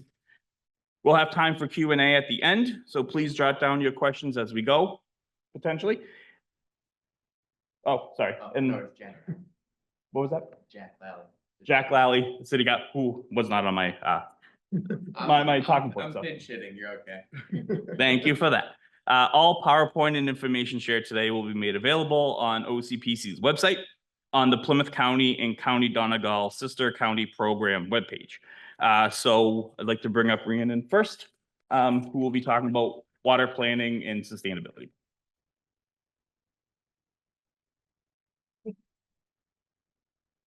Hi, everybody. Good morning. Again, my name is Rhiannon, and I'm an AICP certified planner in the Comprehensive and Sustainability Department at Old Colony Planning Council. And I'm here today to talk about the work that we're doing between comprehensive and sustainability and making those one thing combined. And also, much like our friends from Ireland, we're talking about how these fall under different categories of local, regional, and state and national importance. So just a little bit about what we do. So as comprehensive and sustainability in one department, we're doing a wide range of projects and work. So these include open space and recreation plans, master plans, municipal vulnerability preparedness plans, and hazard mitigation plans. We are also doing work on implementation projects and grant execution, and we work as a Green Communities Grant Coordinator, which is a state program that is then brought down to the RPAs to administer. And Lisa Sullivan is going to get into the depths of that program, and Paul Umano from our office is our local administrator for that. So jumping into maybe the most climate focused of our plans, we have the Hazard Mitigation and Municipal Vulnerability Preparedness Plan.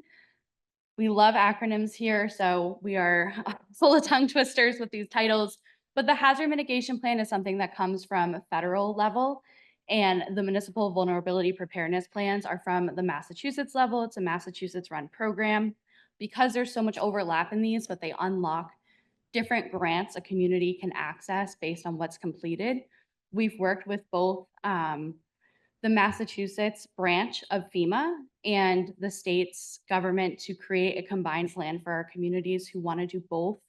This has been really successful. It prevents overlapping planning efforts, reduce the costs, and also make sure that they have one document that's working cohesively to work through these potential climate concerns that they have. And one of the big aspects that come out of this is the process that we call community resilience building. So these plans are really focused on being community engagement led.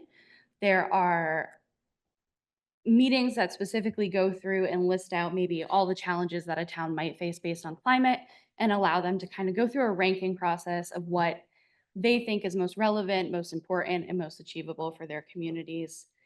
Again, we help develop these plans so that way they are able to unlock different funding structures to implement work following.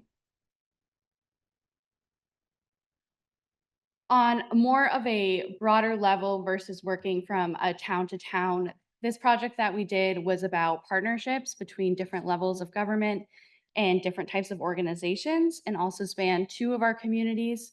So DW Field Park is a 700-acre city park spanning from Brockton into Avon.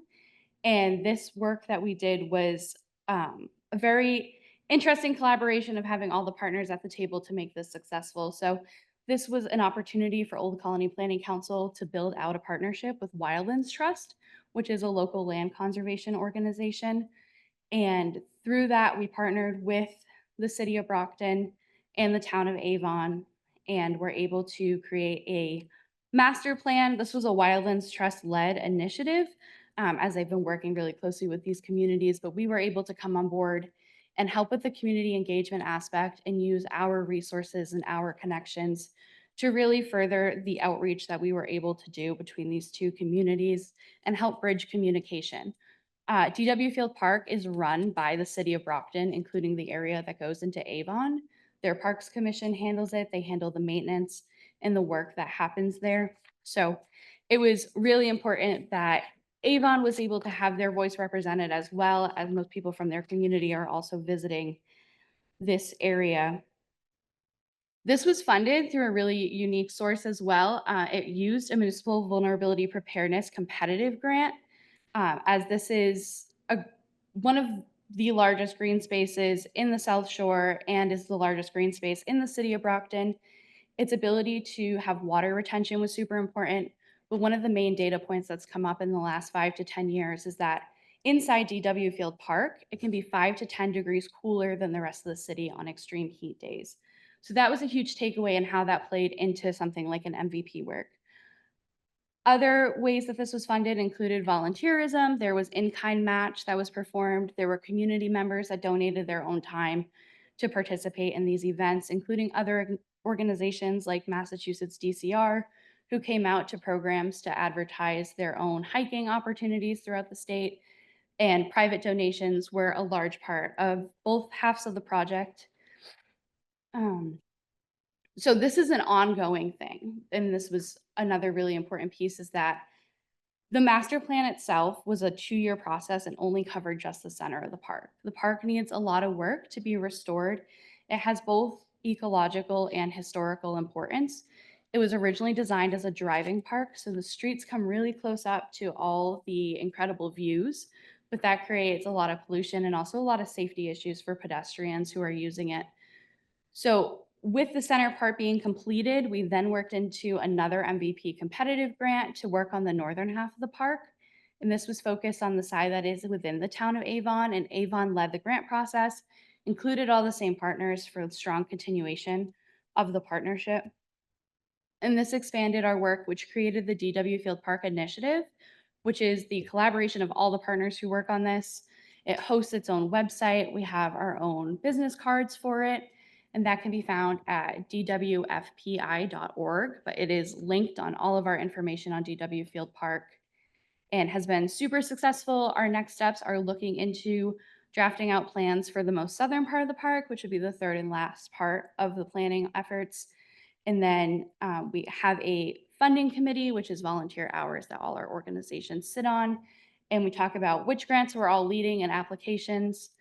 And we've been working really hard on that since the late fall and are waiting to hear back on many different grant opportunities. We're applying at local, state, federal, and private partners.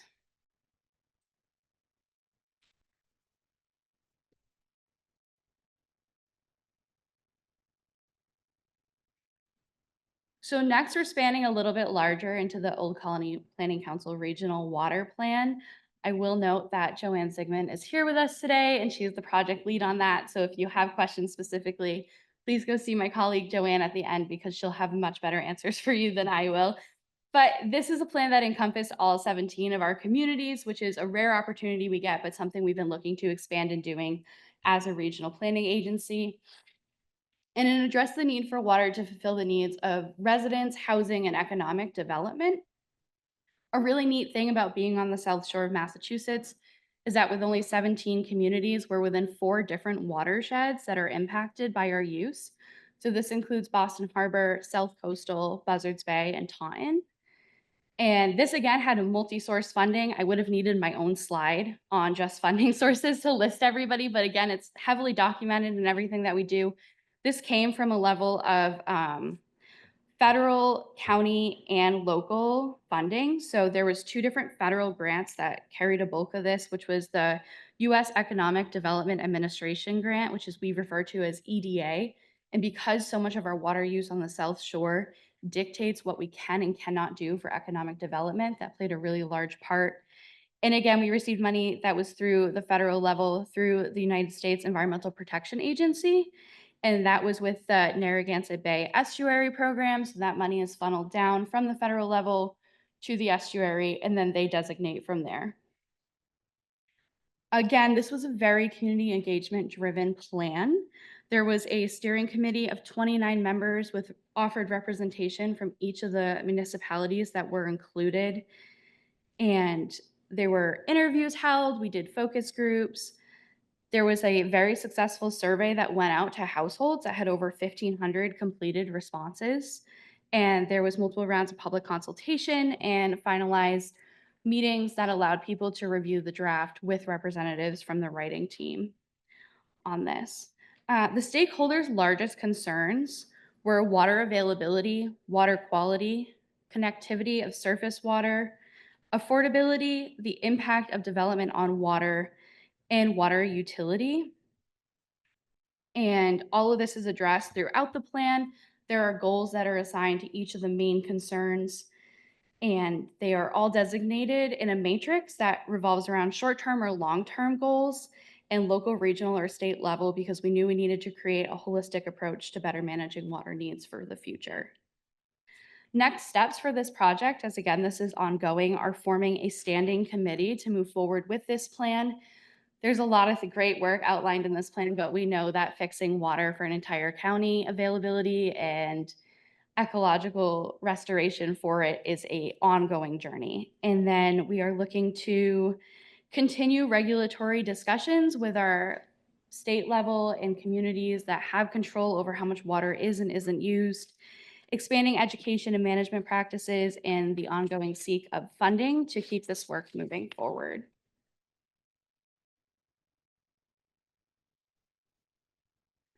So next up, we're moving again a little bit bigger, a little bit broader in spectrum. This is the Climate Pollution Reduction Grant. So this was an EPA-driven plan.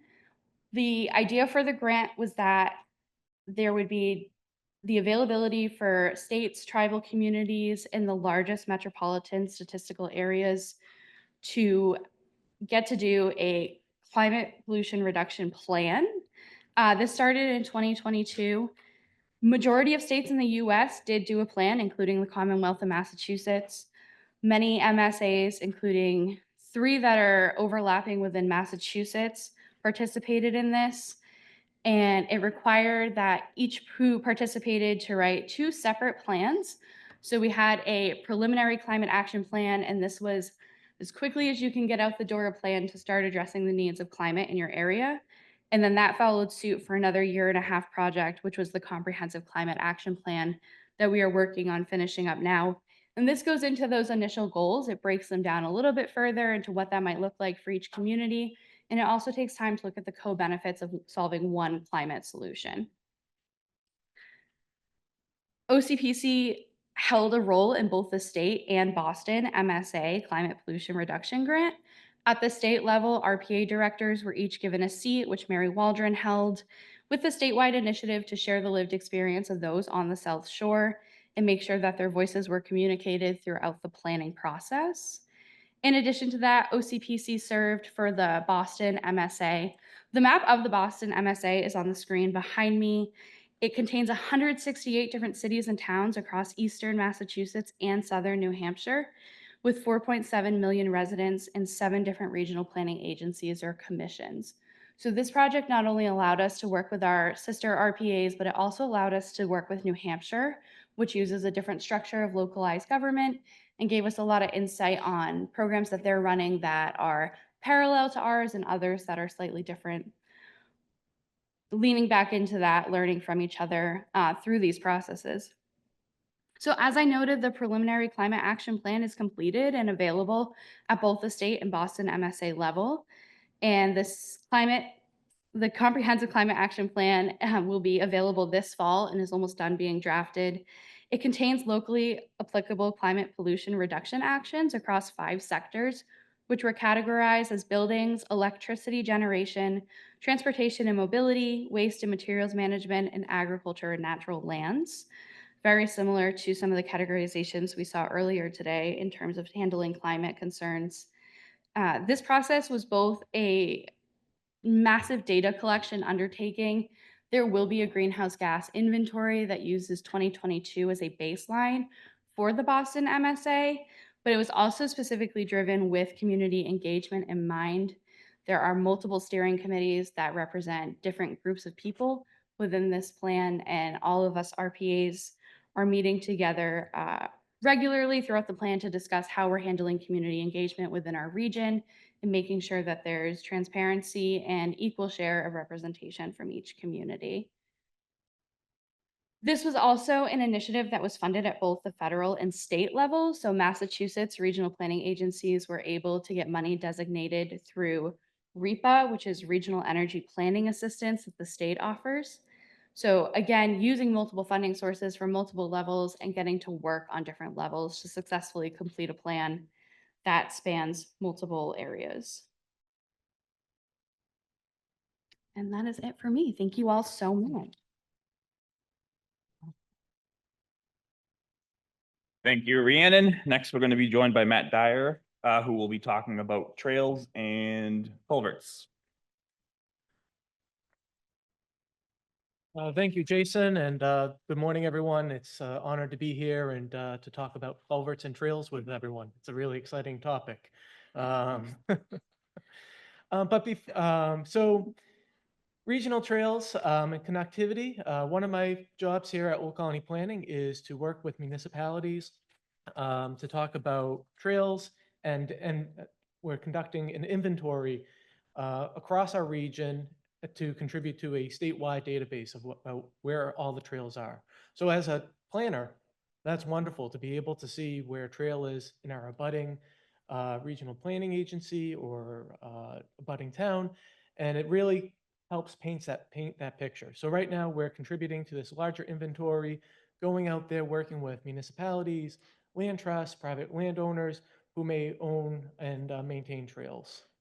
One thing about the trails here in the southeast is they're kind of a closed circuit unit where most folks drive to a trailhead, they get out of their car, walk the dog, well, my two dogs here, and you walk the trail, and then you get back in your car, and then you go home. And the initiative here is to try to help get people out of their cars, out on the trails or multi-use bike pathways or protected bike lanes, because we're starting to see that the younger generation, they're starting to lean away from wanting to get their license. They just want to hop on their bike. They just want to bike or walk. They don't want to drive. They don't want to deal with the traffic. They don't want to deal with the car. So one really great initiative right now is the Bay Circuit Trail, where it starts on the South Shore, Plymouth and Kingston, Duxbury, and then kind of goes up and around Boston up to the North Shore. So we're starting to look at trails at a regional and across the Commonwealth to do interconnectivity and multimodal. So our goal is to really link communities, not just by roads, but by trails and by bikes, bike paths, and help people get out and live a healthier life. And another thing about, great thing that I have is a little bit different from culverts and trails is working with our abutting MPO climate resiliency group. So different MPOs or regional planning agencies, we all get together on a quarterly basis to talk about climate and what are they doing to help move forward the mission of being more resilient as a Commonwealth, as well as regional planning agencies and municipalities. And it's a peer-to-peer support group where we're right now, the main objective of the group is trying to stay ahead of the evolving federal get ahead of the evolving federal guidance on infrastructure and environmental planning. But it's a really great group where we have not only regional planning agencies, but we have folks from municipalities, as well as executive offices such as the Department of Ecological Restoration, the Department of Conservation and Recreation, and the Massachusetts Bay Transportation Authority. We have members all across to come and talk about climate resiliency and how we can all work together. What projects are we working on? And it's a nice working group. And the main feature of the entire day is culverts. So with culverts, just for folks that don't quite know what a culvert is, it's where the road and the stream meet. And how does the water flow underneath that road? Sometimes it's a round cement pipe that helps the water flow. Sometimes it's a box culvert, which the river just flows right underneath. This is a really forgotten part of infrastructure here in the Commonwealth. You know, we drive over multiple culverts a day and don't think twice about it. Just in the region alone, we have over 1,500 culverts in the Old Colony Planning region. Only 150 of them have been assessed. Only 150. So we don't know the condition of them. We don't know what the flow is like. And that's really important. The flow is the most important part of this, not just for fish passage and making sure that the fish, the anadromous fish, can come in from the Atlantic, lay their eggs, and then go back out to keep our fishing industry up and running. But it's also important in the sense of safety and infrastructure, because we're starting to see a lot of roads starting to get washed out with climate change here, and it's real. We're starting to see more intense storms here in the Commonwealth, where we're having an increase of precipitation in a shorter amount of time, and it's overwhelming our infrastructure. And at times it can wash out the road. So it makes your 5-minute trip to Dunkin' Donuts. And my friends from Ireland, don't go to Dunkin' Donuts. It's not real coffee. It's just pain that we put ourselves through every day. But nonetheless, it takes that 5-minute trip and it can make it 30. And it's not only the inconvenience of life, but also the response time of our emergency responders, as well as economic, the impact on the economy because it's most of them are truck routes. So a part of this inventory, we're going out, we're measuring the culverts, measuring the flow, and seeing if they match or they even meet the criteria for the Massachusetts stream crossing standards. So it's a lot of fun. It's one of my favorite parts of my job. As you can see up on the screen is we get our waders on, we're out there measuring.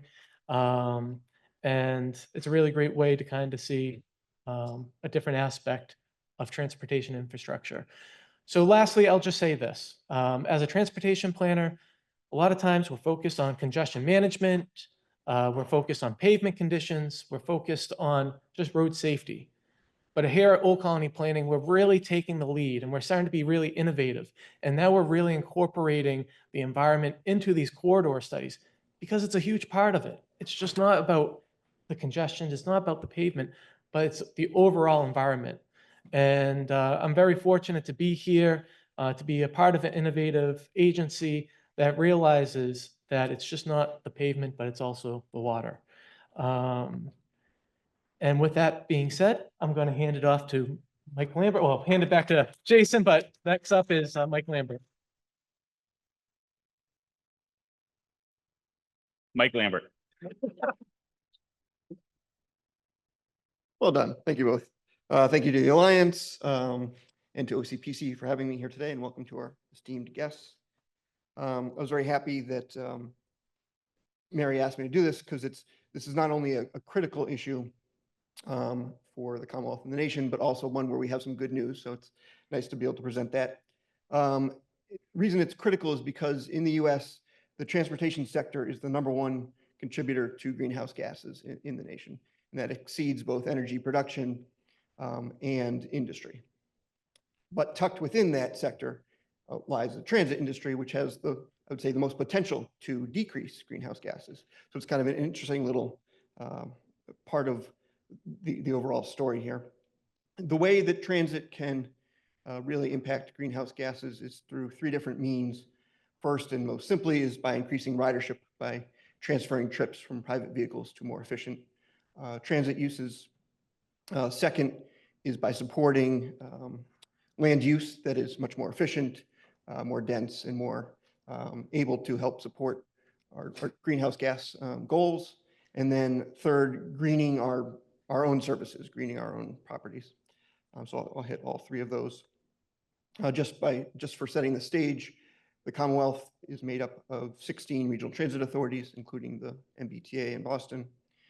We are the little purple area around Brockton, including Bridgewater. So ridership was the first element I mentioned, and it's again the most important because it not only is each trip representing a choice to go on via transit, a more efficient use than private vehicle, but it's also part of a either positive or negative cycle.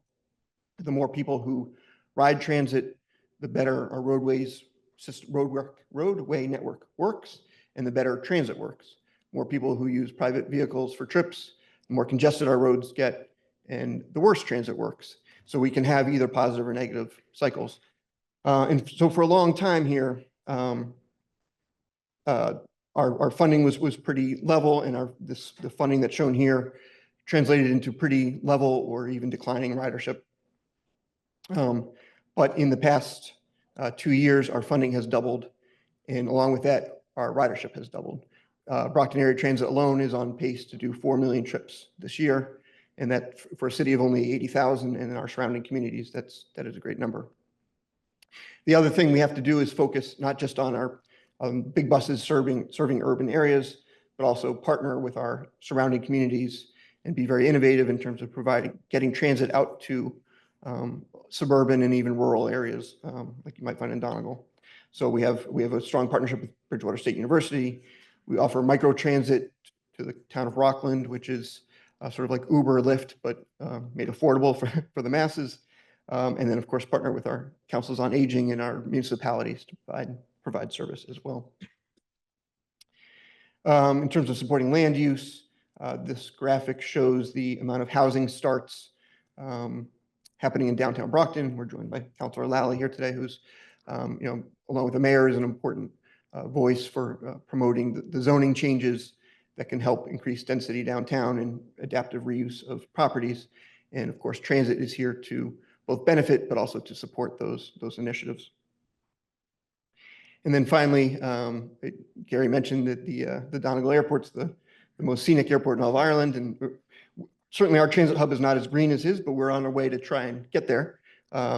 So this is on the topic of greening transit ourselves. And so, while this is a smaller impact, it's important that transit lead the way, that it become a billboard for greening initiatives, and that it hold its own self accountable for greening measures. So we're trying to convert our transit hub, our property, into a registered arboretum. So we have a plan to plant over 100 trees on our property. And then similarly, so this came from celebrating our 50th anniversary last year, where we also rolled out our first battery electric bus, which is on the bottom image there. And so we have 5 battery electric buses, and assuming that they perform well throughout the heat of the summer, we will have bought our last diesel bus and will be converting entirely to electric. That is our news.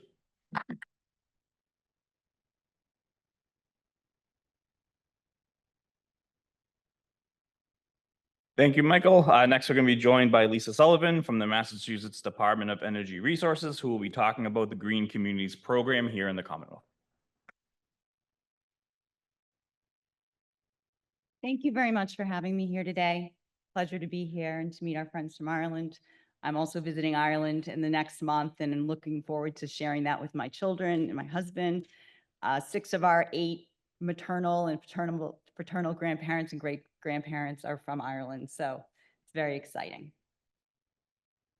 So I'm a regional coordinator, so I work with I-84 cities and towns on grants coordination. We offer grants to all cities and towns and districts.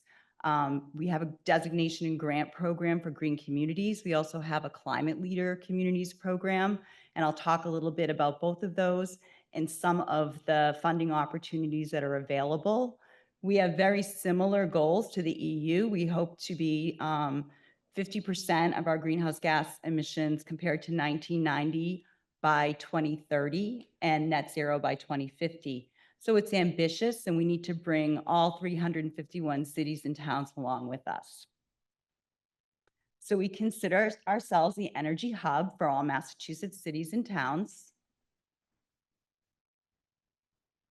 We offer many programs and resources. We have the Green Communities Designation and Grant Program. We have the META grants, which are Municipal Energy Technical Assistance Grants. We have Regional Energy Planning Assistance Grants, which have been mentioned today because we use the RPAs to help administer those. We have a Mass Energy Insight tool, which allows communities and districts to track their baseline energy use. We have 4 regional coordinators, 1 in each sector of the state, to help communities with their grant administration and to apply for grants and identify projects. We have a website filled with tools and resources, including guidance documents, and we have access to clean energy news through a newsletter that we send out monthly. And also, if there's something really imperative that we want to get out. So municipal energy technical assistance grants are META grants, and they're available to all cities, towns, districts, whether you're a green community or not. So these provide funding to independent third parties to aid municipalities, regional school districts, water districts, to negotiate and study and manage clean energy projects. So we offer this about once a year. We give about up to $25,000 for these initiatives, and it helps towns kind of step out of their box and develop, maybe look at energy solutions like microgrids, see if they're feasible or practical, those kind of things. Our flagship program is the Green Communities Designation and Grant Program. It's been around since 2010. It has 5 criteria that are required to earn designation. You have to adopt as-of-right siting for renewable or alternative energy generation, R&D, or manufacturing. You have to have an expedited permitting process to get those as-of-right projects pushed through. You have to create an energy reduction plan to reduce your baseline energy use by 20% over 5 years.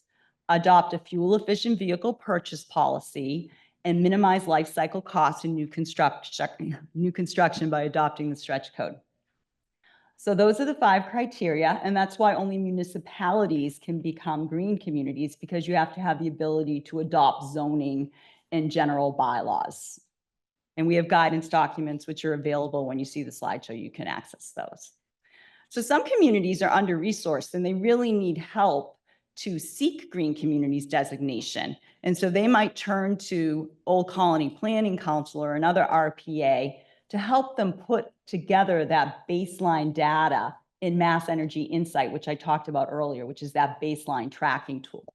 So they would, OCPC we would fund them to help the town, maybe come up with new zoning or a zoning map, put together that energy reduction plan with the help of an energy auditor who would look at all of the town's buildings and then write that up, and then that would be adopted by the local jurisdictions.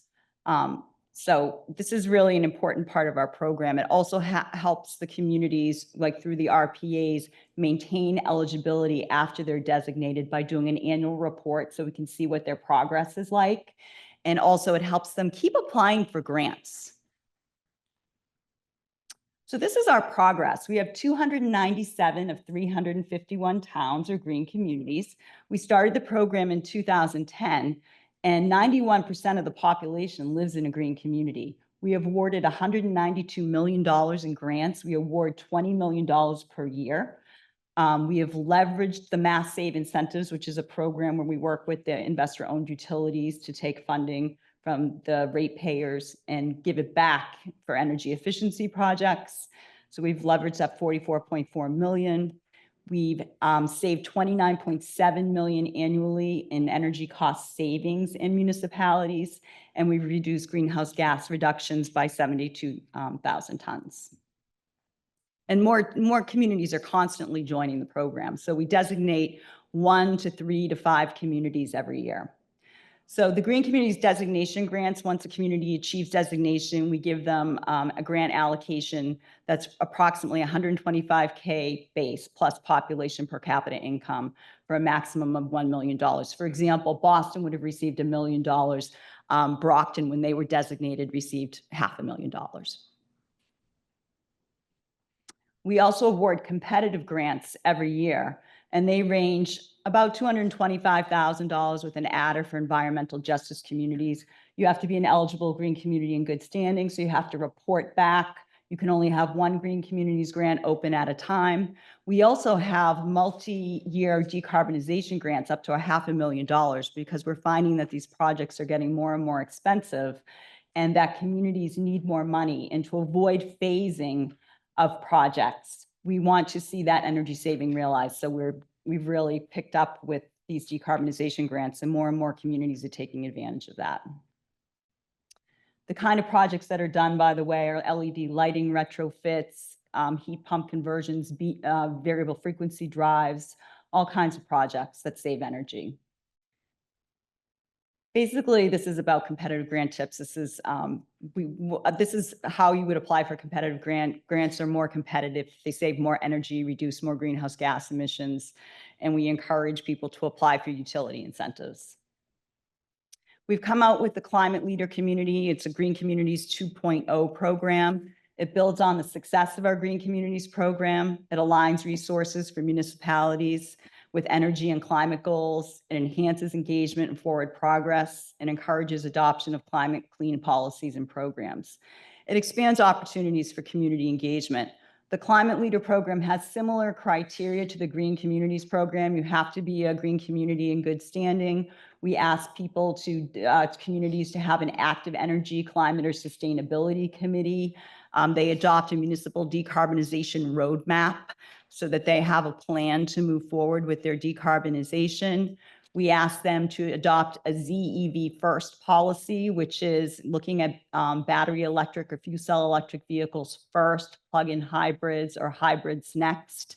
And then we expand on that by asking them to adopt the specialized opt-in code, which is a more aggressive building code or more stringent than the stretch code. We have roadmap assistance to help communities achieve the most difficult part of that process, which is to create the decarbonization roadmap. So we have a consultant that will help communities develop that plan. And we plan to look at those every 3 years after communities are designated. We actually welcomed our first 19 climate leaders in May, at the beginning of May. So the program's off to a good start. Those eligible climate leader communities get to apply for up to $150,000 for technical assistance to help propel their projects forward that they identified in their decarbonization roadmap. And they also get to have access to an accelerator grant up to $1 million. And these are to, again, excel their municipal building, electrification, decarbonization efforts. Unlike green communities, you can use these for solar PV on decarbonized buildings. You can use them for feasibility studies. You can do them to bridge the gap between the cost of more expensive products in your buildings, like a better HVAC system. We also have a regional school district grant that's coming soon, which also will focus on space heating and cooling, et cetera. That's our grant calendar, and these are the 4 regional coordinators. And that's it. Thank you very much. So before we get to a couple of questions, to close out will be Jack Lally, Ward 6 City Councilor from the City of Brockton.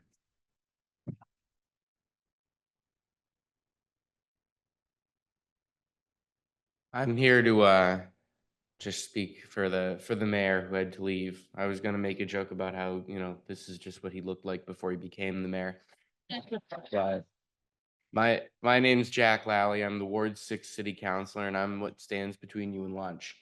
I'm going to keep it brief for that reason, and talk as a municipal official about the significance of a lot of what you've seen already and what you're going to see with the rest of this conference. We're local. We're as local as you can get, and that has a lot of benefits. You know, people can, you know, they can reach us easy. We know exactly what has to be done. We're on the ground, but we don't have the money that some other places do. So working together with regional organizations like BAT, like OCPC, we're able to stretch ourselves a lot further. One of the slides talking about transportation earlier had a picture of what they call in Ireland a roundabout, what we call a rotary, which is done in my ward. That was something, there was no way we were getting the capital to do that as a municipality. We reached out to OCPC, we asked for their help, and they led the whole program. They did studies, they did analysis, and they determined that a roundabout, a rotary, would be better than a traffic light in that position. It would counteract the major problem, which was speeding. You can run a light, you can't run a roundabout. And the accidents at that site have reduced dramatically. The fatalities that we saw beforehand are gone. What you have now is fender benders, and everyone walks away from a fender bender. You might be mad, but you're alive. So a lot of these programs are huge for us. The work being done with DW Fields Park. Councillor Azak, oh, there she is, she moved. Councillor Azak's the Ward 7 City Councilor. She represents Brockton's portion of the park. She's been heavily involved in the process, and the work being done is going to ensure that that park survives for a lot longer. It coincides with some of the city's vision and the city's effort to create sort of a parkway to link a lot of our parks throughout the community. And you know, the park's artificial. It was created. This was not an organic space that was preserved. It was built. And that means that, you know, maintenance is something that has to be specially taken care of and kept an eye on. You know, I'm processing my thoughts here because I want to make sure I don't miss anybody. But you know, we're at a local level. We know what we have to do. We know what hasn't been done in the past. We know what ground we need to make up. when, green policy was not even a consideration, when chemicals from industrial sites could go away by pouring them onto the ground. Quick, clean, convenient. Turns out it wasn't. Uh, we have a lot of remediation, a lot of coming back from that to do, and the city has taken steps early on, a long time ago in the past. Mary would remember from the city opening up a solar field before that was cool. A lot of effort like that, but that stuff happens because of the Commonwealth and the DOER and the grants and things provided to us, the state revolving fund, the bid list that allows us to go out for large capital projects. This stuff is only possible because of the connectivity, the regionalization, and the teamwork that represents. But I appreciate it, and I want to truncate this as much as I can to get us back on schedule and get you fed. So I'll leave it there, but I'll be around if there's anyone with any questions. Thank you. Thank you, Jack. This panel was scheduled for an hour and 15 minutes. We did it in 45. So not only are we working in the areas of sustainability, efficiency, and resilience, we're also efficient with time. But I just wanted to make sure, does anyone in the audience have a question for any of the panelists before we break? So because I prepared them, I'm going to ask one. Just in terms of the theme of this morning and today, talked a lot about subnational sort of coordination, specifically within a regional scale. You all shared a lot of great information focused on how you are doing your part in your local communities and the local level. This work cannot be done completely in isolation. It does focus much on regional and regionality. How are these projects connected, and do you see opportunities for greater regional coordination?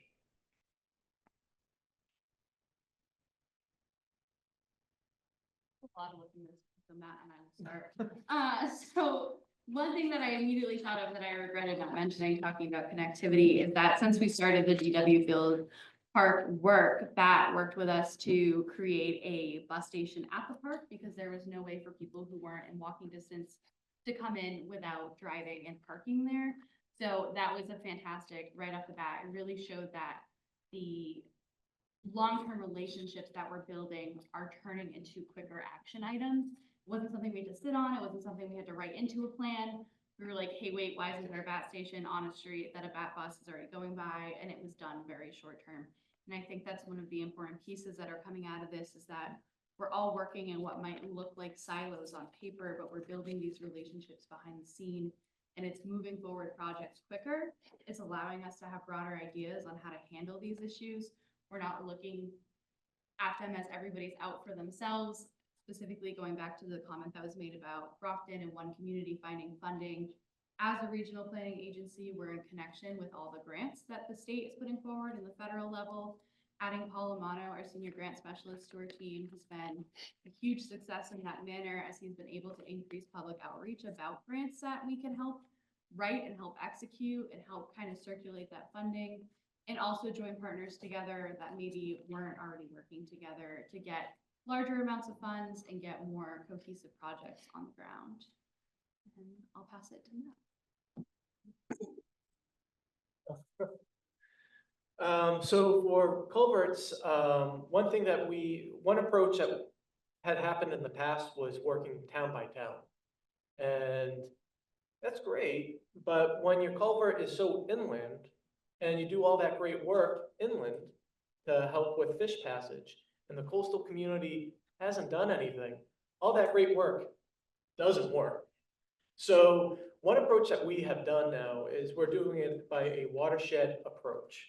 So we're working on one stream all the way, headwaters all the way out. And that approach, talking about regional partnerships, you got to work. Sometimes 2 towns, 3 towns, 4 or 5 towns for one stream. So now we're doing a watershed approach opposed to a town by town approach. And then also too, one thing I didn't mention in the presentation, just not to get too technical, but it's just not the Commonwealth that's doing this culvert assessment. We're a part of a collaborative called the North Atlantic Aquatic Connectivity Collaborative. So we're working with all the states in North Atlantic USA, you know, so from Virginia all the way up to the coast of Maine, we're working on that kind of region as well. So it's really exciting stuff, and it's just not town by town, but it's stream and watershed and regional aspects of it. Anything to my left? I would just say that a lot of our communities learn from each other. By seeing what their neighbors do, they tend to want to be more aggressive and adopt the policies that their neighbors have. So that's helped spur Green Communities designation and now Climate Leader designation. And it's also, they can see that everything is possible. So I think that that's something we learn from each other and regionally. Yeah, I think that we're more and more realizing that, you know, what happens at one intersection or one spot, you know, affects all the way down the line. You know, you have a bad traffic problem on Main Street, it's gonna be a problem 2 streets over as people start to cut around it.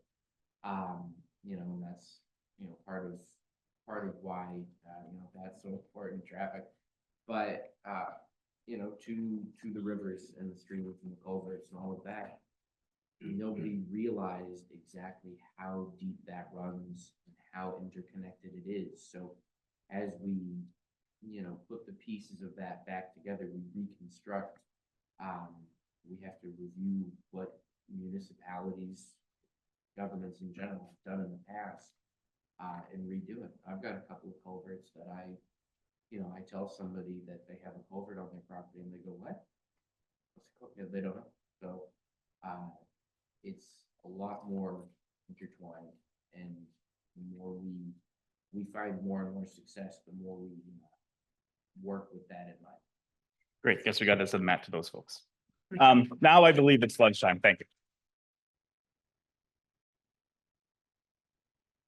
One more time, let's give the Old Colony Planning Council panel a nice round of applause. I want to thank each and every one of you for a fantastic presentation, and in particular, I want to thank Mary Waldron for putting her team together along with Megan and everybody else that's helped us with the communications and everything that's here. When you look at planning councils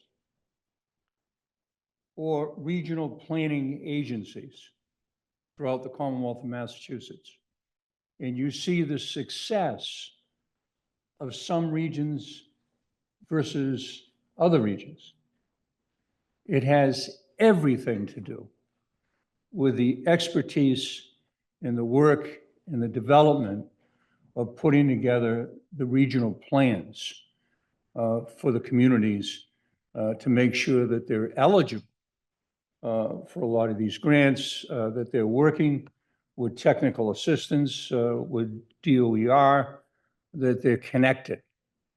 It is extremely important. So again, thank you all so very, very much. I'm going to ask everybody to be judicious here with your time. We're waiting for the Director of Federal and Infrastructure Programs to arrive. He should be here momentarily. And so take a quick 5 minutes and you can hit the restrooms, grab a sandwich, the lunch is out there, and come back in, and let's be ready to continue with the lunch and speaking program. And then the final panel, I want to make sure you're here for the energy advisors that can help all the communities. All right, if I could have everyone's attention, I'd like to thank everyone for complying with, well, approximately 5 minutes. It might have gone a little over 5 minutes, but I want to thank you very much for coming back in. And as I said, some of you may have missed it, but obviously today's program is being recorded so that all the municipalities in this region and beyond will have the opportunity to understand the presentations that have been provided today, which are critical as we move forward. I talked about the critical aspects of the regional planning agencies. And in our system of federalism, the relationship between our federal government, state government, local government, and within local government, the regional entities, the counties, the regional collaboratives. It is so important how we can learn from one another. Today, we're very fortunate to have two individuals representing the Healy Driscoll administration. In the booklet that we handed out, their entire bios are there, and want to direct you to them. First is Quentin Palfrey, a longtime friend and tremendous public servant, has worked at every level of government and in the private sector as well. He's the Director of Federal Funds and Infrastructure for the office of Governor Maura Healey, and he is in the unenviable position right now of looking at what is happening in Washington and trying to figure out how we're going to move forward with the challenges that face us in the Commonwealth of Massachusetts, trying to make ends meet and trying to take advantage of the programs and also the infrastructure needs of the Commonwealth. So very honored to have him with us. And also Jonathan Shag, who is the Deputy Climate Chief and Director of Investment in Decarbonization and Resilience. And Jonathan and I have had the opportunity to meet a few times now at forums like this. And as you know, Governor Healey and Lieutenant Governor Driscoll has placed climate on the front burner in terms of, the agenda for the Commonwealth of Massachusetts, and has tried to take this issue on. And Jonathan's been there working on this issue in other places, including Rhode Island. And so he has a great regional, perspective as to what's happening in the field and what needs to happen as we go forward. We had talked in the last panel about what was going on in the Old Colony planning region of the Commonwealth, and talking about the necessary planning that's going on to help cities and towns. We heard from DOER and Lisa giving us an overview of the technical assistance monies that can be available for many of the green communities in the Commonwealth of Massachusetts. But it seems to me, as we move forward together in this region and throughout, that we also have to look at ways in which we can help finance sometimes even without governmental assistance. And believe it or not, in the Greater Taunton area, we just put together a program not too long ago where we put the banking community at the table, and all the banks came together, and two of the banks came forward and said, you know what, we'll offer 0 interest loans to homeowners and small businesses in the region because we think we're going to have a lot of other loans that will come forward from plumbers and electricians and carpenters and people that are doing insulation, if you're focusing a lot on the built environment and ways in which we can do that. So I think there are opportunities to learn from each other as to what types of strategies can be implemented. So I look forward to hearing from Quentin Palfrey and from Jonathan about what's happening in the climate office, what's happening with federal funds and infrastructure. And they're going to stay with us for a little while, and they'll be glad to answer a few questions. And then we'll close out the day with E3 climate advisors to give you an example of what some of these energy companies that are out there can do to assist cities and towns with some of the things they might not be aware of, because they may not be able to afford a full-time person that is working on these issues, but they can work with a consultancy to help them with these issues. So at this time, let me turn it over to Quentin Palfrey, Director of Federal Funds and Infrastructure for the Cabinet Office. Thank you. Thank you so much, Senator Pacheco. And as the Senator mentioned, I'm just a huge admirer of Senator Pacheco for his work in this space. And, he's been a leader at the local level. He's been a leader at the state level. He's been a leader at the national level. And he's been a leader at the international level. And as we think about the climate crisis, it's really important for us to build partnerships at each of those different levels. And thrilled to have our friends from Ireland here as well. My last name is Palfrey, but my mom's a Sullivan. I once spent a wonderful month in County Leitrim, which was one of my fondest memories. And this kind of international collaboration and cooperation is deeply important as we navigate through one of the greatest challenges that humanity has ever faced. Also wanted to give a big shout out to the Old Colony Planning Council.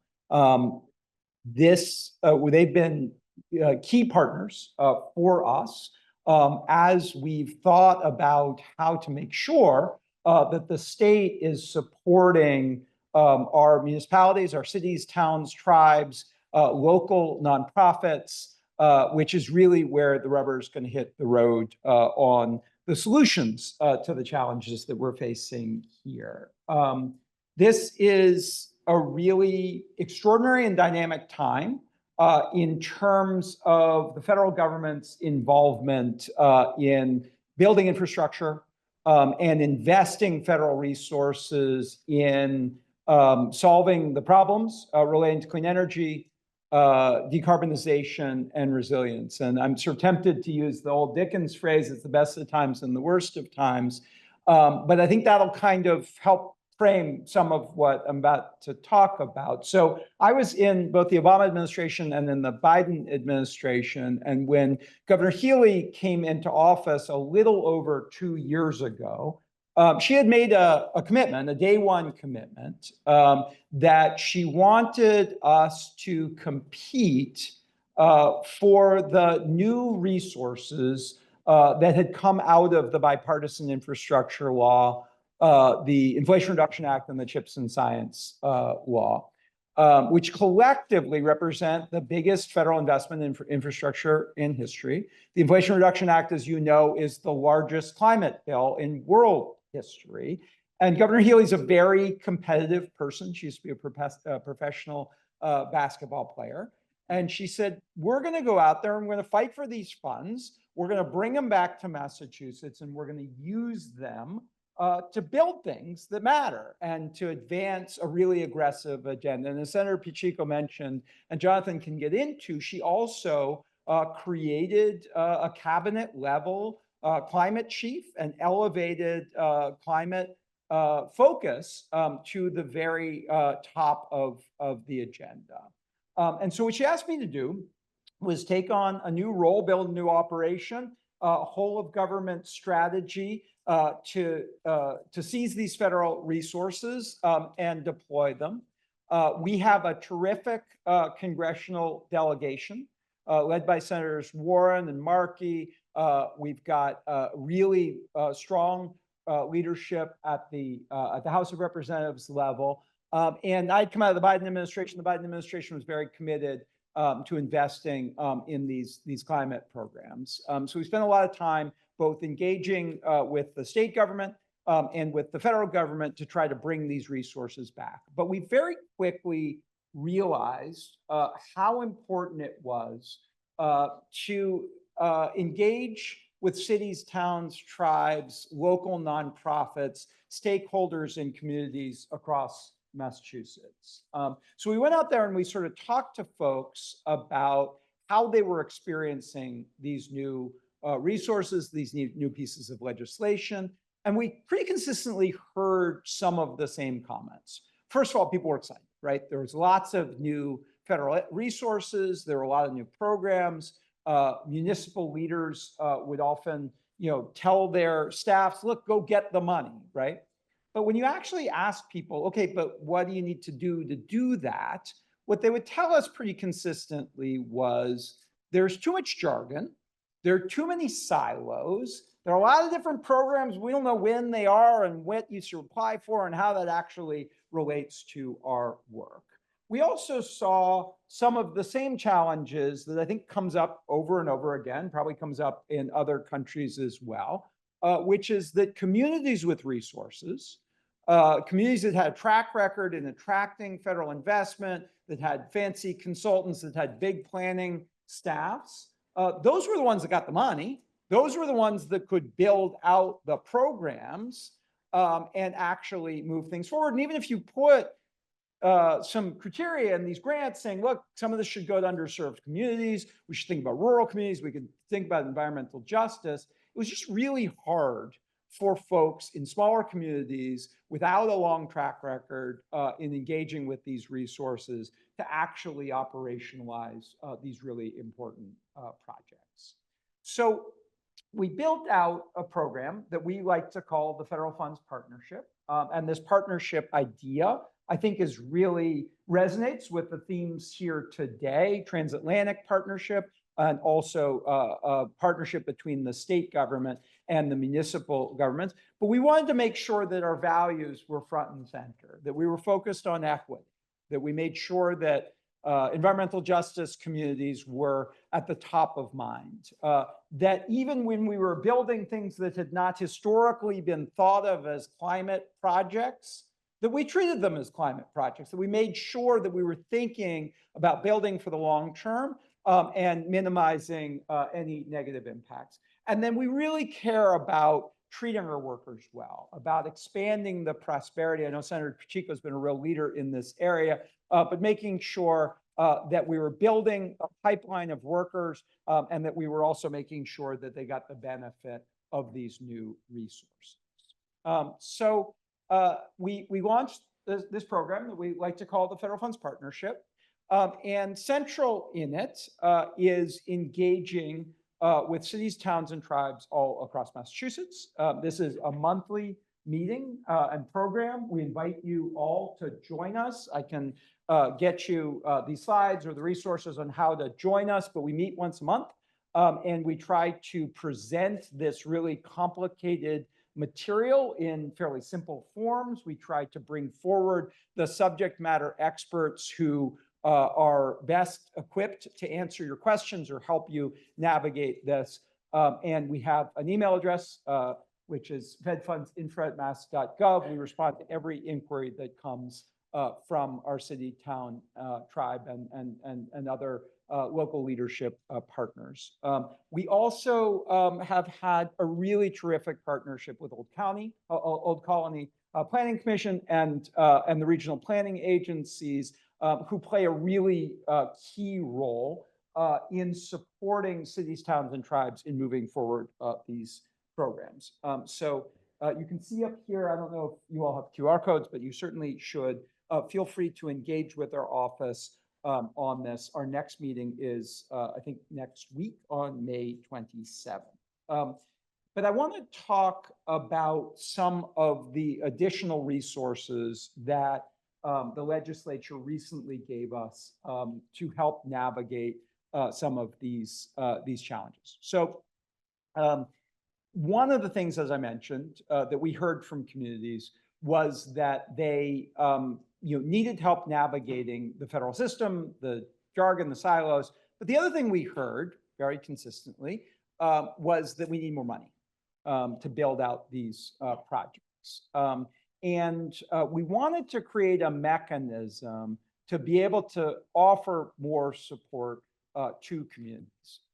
So what we asked the legislature to be able to do was to take the interest on our state's rainy day fund and put it in a separate pool, which is a matching fund pool of $750 million. Just for context, this is bigger than any other state in the country has to devote to these programs, bigger than California, bigger than New York, not just accounting for size, to be able to invest in the kinds of projects and programs that we care about. And so we've been going around the state and meeting with folks all over Massachusetts, both to sort of hear about concerns, to talk about some of these new resources they'll get into in a moment, and really to hear about specific projects that we can help you to build. We're also, and this is the best of times, worst of times piece of this, we are obviously navigating through a federal transition in which the new administration has a different view on climate, has a different view on federal investment in some of the areas that we care about. And Governor Healey's been really pretty clear about her view that a lot of these changes are harmful to Massachusetts. We have also, in many instances, through our Attorney General's office, been involved in litigation to make sure that Massachusetts gets the resources we believe that we are entitled to. And we recently put up a new website that gives a little bit of a picture of the way that federal funding cuts are affecting Massachusetts, both our treasury and the state government budget, but also trying to get information from folks in the communities about how this is affecting a lot of the most important projects that we're moving forward. Now, I want to be very clear about expectation setting.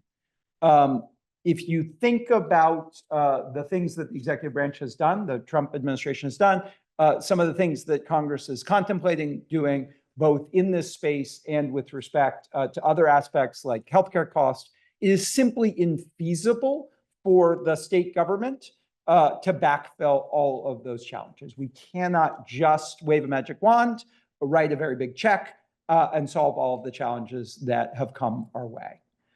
We also, although we are involved in litigation against the Trump administration on a number of these issues, we're not in a position and we're not allowed by structure to give legal advice or to take on all of the litigation cases that might come out of this.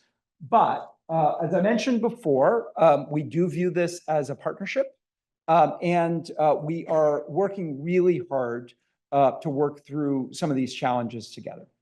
Now, one of the main ways that we are hoping to do that is by deploying some of the new resources that the legislature gave us to support some of these projects. So let me talk about a few aspects of that.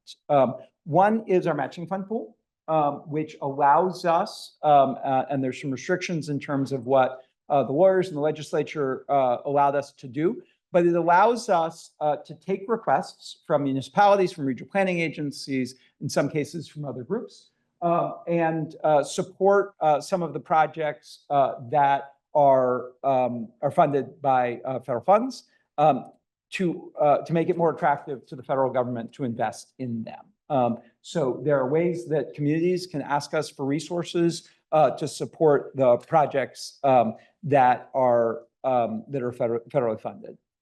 There's also, we've heard from a number of communities that the real challenges around design and engineering, grant writing, implementation, accounting, taxes. And so some of those resources, of course, we have through Old Colony, through other regional planning agencies, but we also have some new resources to support Bridgewater or other communities around the South Coast or across Massachusetts in designing good infrastructure projects, clean energy, decarbonization, resiliency projects. And then finally, and Jonathan's going to get into this a little bit more as well, But we're going to need to be a lot more nimble in the next phase of our work on clean energy and resiliency and decarbonization.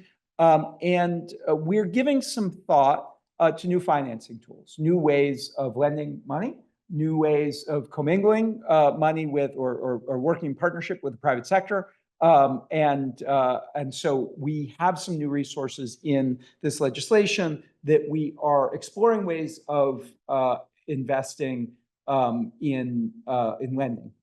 So just, this is a slide, and I can share these with you as well. If you take nothing else out of it, take a look at this email address. Our team does respond to every inquiry that comes to fedfundsinfra@mass.gov. But these are some of the entities that are eligible to ask for matching funds for projects that have federal funding involved in them. I want to give just sort of a little bit of an overview of what we've accomplished in the 2 years since Governor Healy came into office. So in connection with these 3 pieces of legislation in this initiative, we brought in about $9 billion from the Bipartisan Infrastructure Law, the Inflation Reduction Act, and the CHIPS and Science Law. We've gone from a state that was behind a number of other states to one of the top states in bringing resources from these bills. And that includes some big multimodal projects that reconnect communities, that allow for greater multimodal transit, which, as you know, is really important for fighting climate change. We brought in new resources for solar, for upgrading our grid, for heat pump adoption, for regional conservation work, for EVs, and in particular for public buses. And we've made a real priority of investing in equity and investing in climate-related projects. That is even more so our priority in a new environment where the federal government is much less of a partner with us in these efforts going forward. We're going to need, as a community, to be creative about transatlantic and international cooperation, about state and local partnership in order to continue to build and move these projects forward in a time where there's a lot more uncertainty. So I think I'll leave it at that. Maybe turn it over to Jonathan, and then we can, I'm happy to take some questions.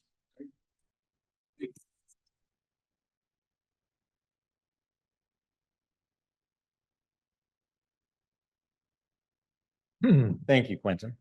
Quentin and I have spoken on panels like this a number of times, but I always find that I learned something by listening to him talk about all that's happening in Massachusetts, how aggressively we're pursuing things in the Healy Driscoll administration.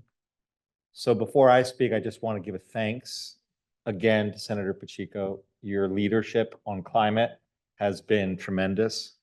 You, from my perspective, there's both the topical issue of climate, but also there's the skill of listening to people and caring about listening to people. And that legacy that's been throughout your work has been really important to me and to the climate chief. So I want to thank you for that and for bringing us all here together. Today, I just want to speak a little bit about some themes that are crucial to the Healy Driscoll administration's work on climate: affordability, resilience, and protecting our communities from the impacts of climate change. We're living in the midst of a massive shift in human civilization. As we move from a society that's based on the combustion of polluting fossil fuels to one that is based on renewable energy. That is an enormous shift. It is happening at the same time that we're already experiencing large-scale disruptions caused by the lack of a stable climate. The disruptions we experience, and we look outside today, are going to increase in frequency and become even more severe over the coming decades. It will have impacts on our food, on our water, on our national security, on our migration, and our political stability. And I just want to speak for a moment in somewhat serious and existential terms about the future of our civilization and climate. When we think about civilization, human civilization, we have to think on the scale of 10,000 years. And fundamental to human civilization is the idea that we live in one place, that we are sedentary human beings, that we have a city or a town or a village, a home that stays in one place, as opposed to the way that Homo sapiens and pre-Homo sapiens lived for millennia as nomads. And so what goes into being sedentary? The idea that you can expect the place where you live to stay reasonably the same. So let's just think about that in really concrete terms. Planting a tree, planting an orchard.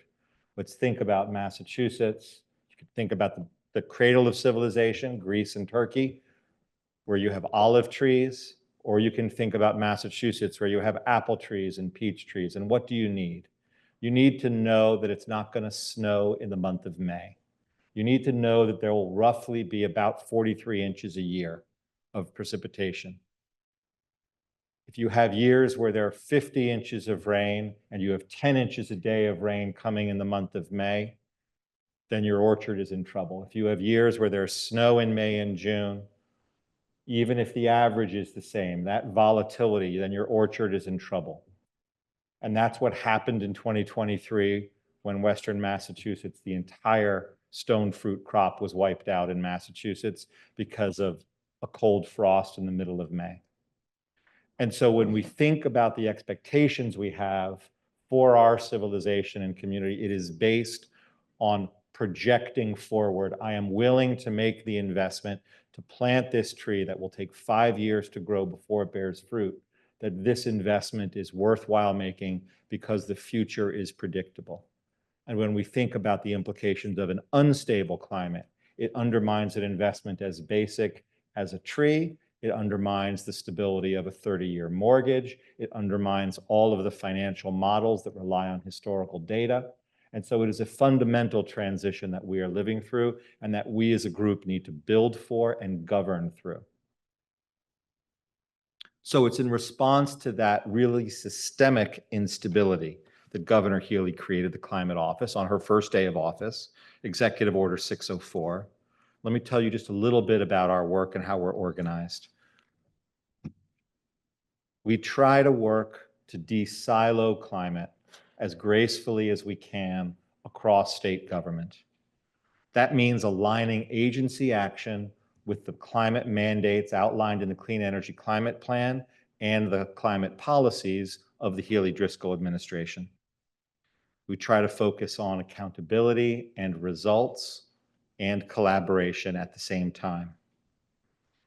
There are opportunities for cross-pollination that we seek out, working at the intersection of agencies, and we really try to find ways to integrate climate into the DNA of everything that state government does, so that climate is no longer simply the preserve of energy and environmental agencies, but also in transportation and in health and in labor and in public safety, because it affects all of those.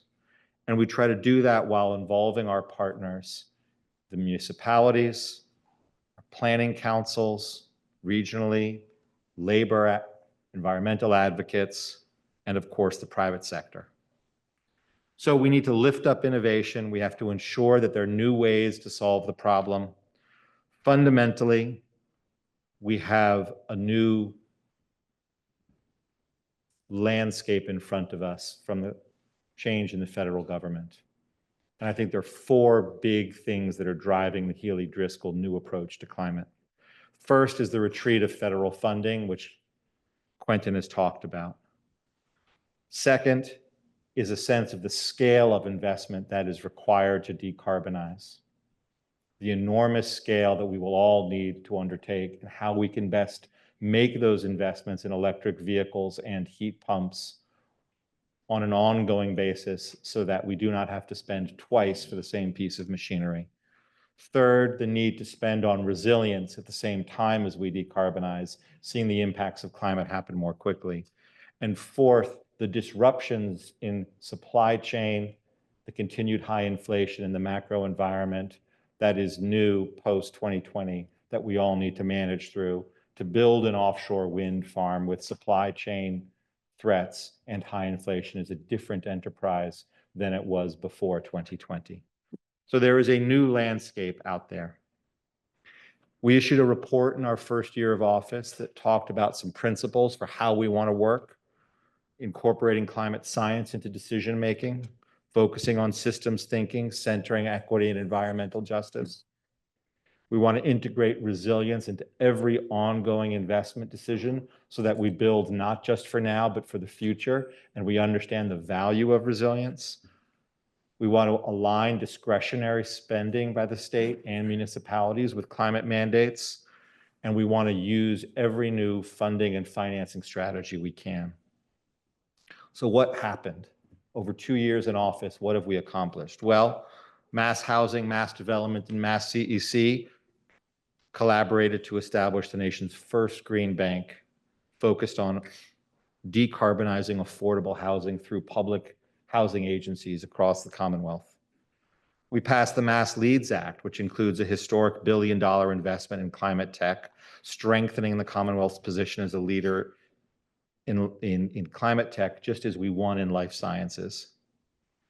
The Executive Office of Education created a new Climate Energy Innovation Center, a pathway program for high school students to get trained in renewable energy and invest in that workforce that's going to be needed for those industries.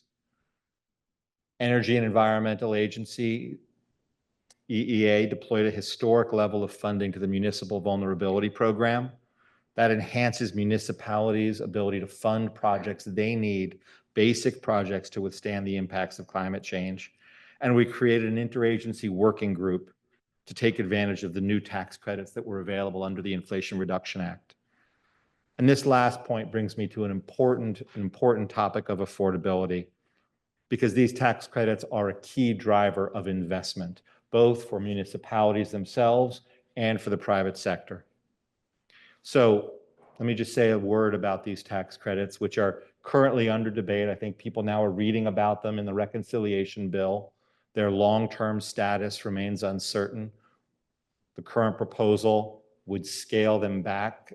They would phase out a few years earlier than they were scheduled to, the end of 2028 rather than the end of 2032.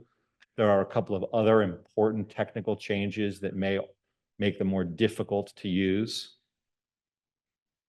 But the IRA is fundamentally a tax-driven bill. It provides its largest value not through the grants, as large as those are, but through the tax credits that are available through largely the investment tax credit. That's a tax credit for clean energy that a number of identified technologies, ground source heat pumps, combined heat and power, solar panels, storage, and there are a lot of complications to it, a lot of fine print, but fundamentally it's 30% of the investment you get back as a tax refund. It's been available to commercial properties, people that have a tax appetite for decades. What's new in the Inflation Reduction Act is it's available to municipalities through something called direct pay. I just want to see a show of hands. When I use the word direct pay, how many people have heard of that before? Okay, great. We're getting there. That's pretty good. Really excited to see that. Direct pay, essentially, if you are a non-taxable entity, the state, a municipality, a church, a school, any 501c3 non-taxable entity, you complete a new tax return. You run through a process of registering each electric vehicle you purchased, each solar panel project you completed. You have to have some accountants, you have to have some tax experts review your work. You submit the new tax return, the IRS approves it, and you get a cash refund of 30% of what that value is, of what your investment was. That is a largest federal component of clean energy funding moving forward and vital for us to try to defend. The current proposal in the reconciliation bill would phase it out more quickly. And that's one thing that we all need to be watching really, really closely. One of the big opportunities that we have that I've had the pleasure of working closely with Quentin and his team on is how we can help municipalities take advantage of this, both through some technical assistance, but also through a bridge loan product, because you get the money back from the IRS after the project is put into service. And that can sometimes be 2 or 3 years. And so there are ways that we can loan money out, and it's that kind of creative thinking that it's so pleasurable to be able to de-silo the work and work with Quentin's team and the Healy Driscoll administration's view of let's work across all of government. So in addition to these tax credits, which make energy measures more affordable, the administration filed last week the energy affordability bill. That bill will remove some outdated charges. It will reform some elements of commercial net metering and make the electric bill that we all pay more manageable moving forward. It will also increase accountability for electric utilities.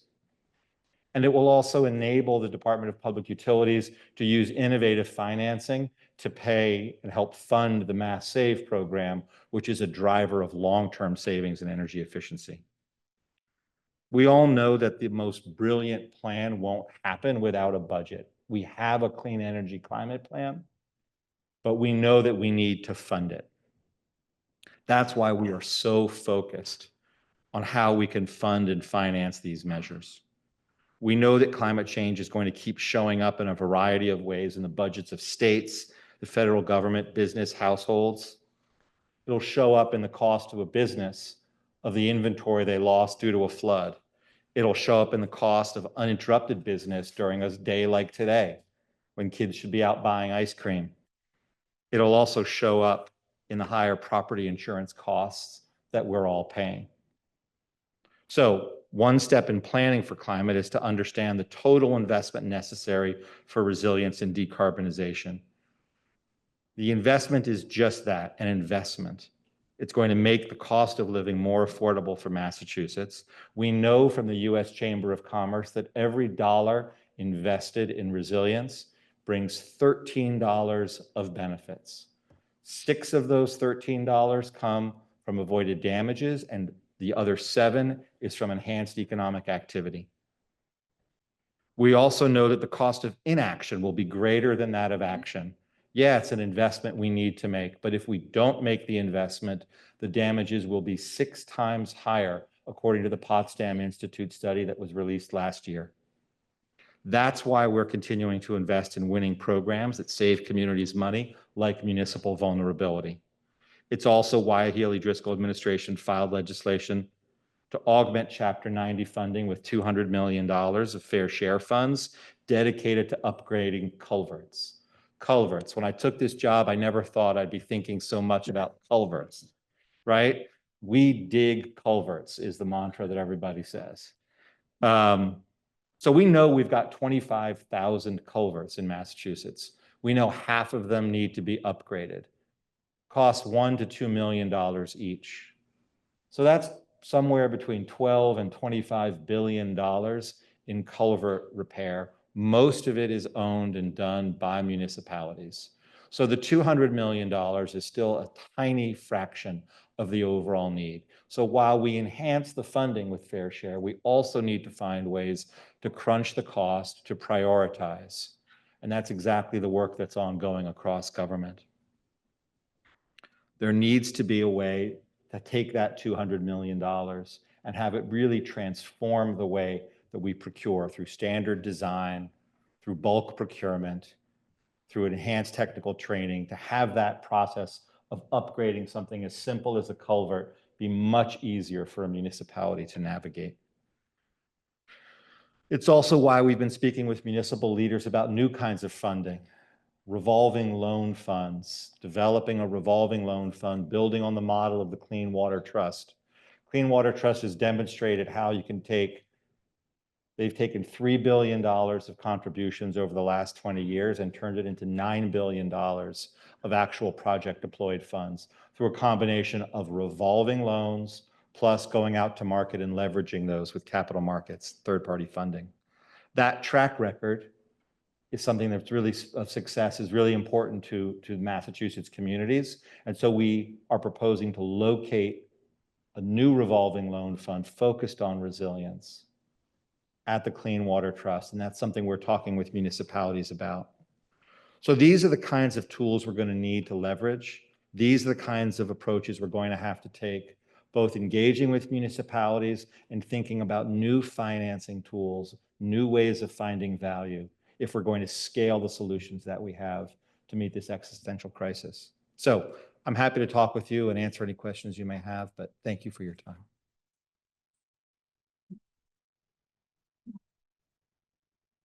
Thank you very much, Jonathan. To you and Quentin, thank you very much for taking the most important, valuable thing we all have, and that's our time. To be with us today. There could be, there's probably hundreds of other places today that both of you have been requested to be at. And I really appreciate you being here. The region appreciates you being here, in all the cities and towns that will have the opportunity to see this conference, to view it, to be able to look at the slides, to begin to expedite the actions that need to be taken as we're moving forward. It's so, so critical. So I just wanted to say thank you. Let me open it up just for a couple of questions before we go into the last panel. Do we have any questions of audience members that are here with us? Yes, Frank?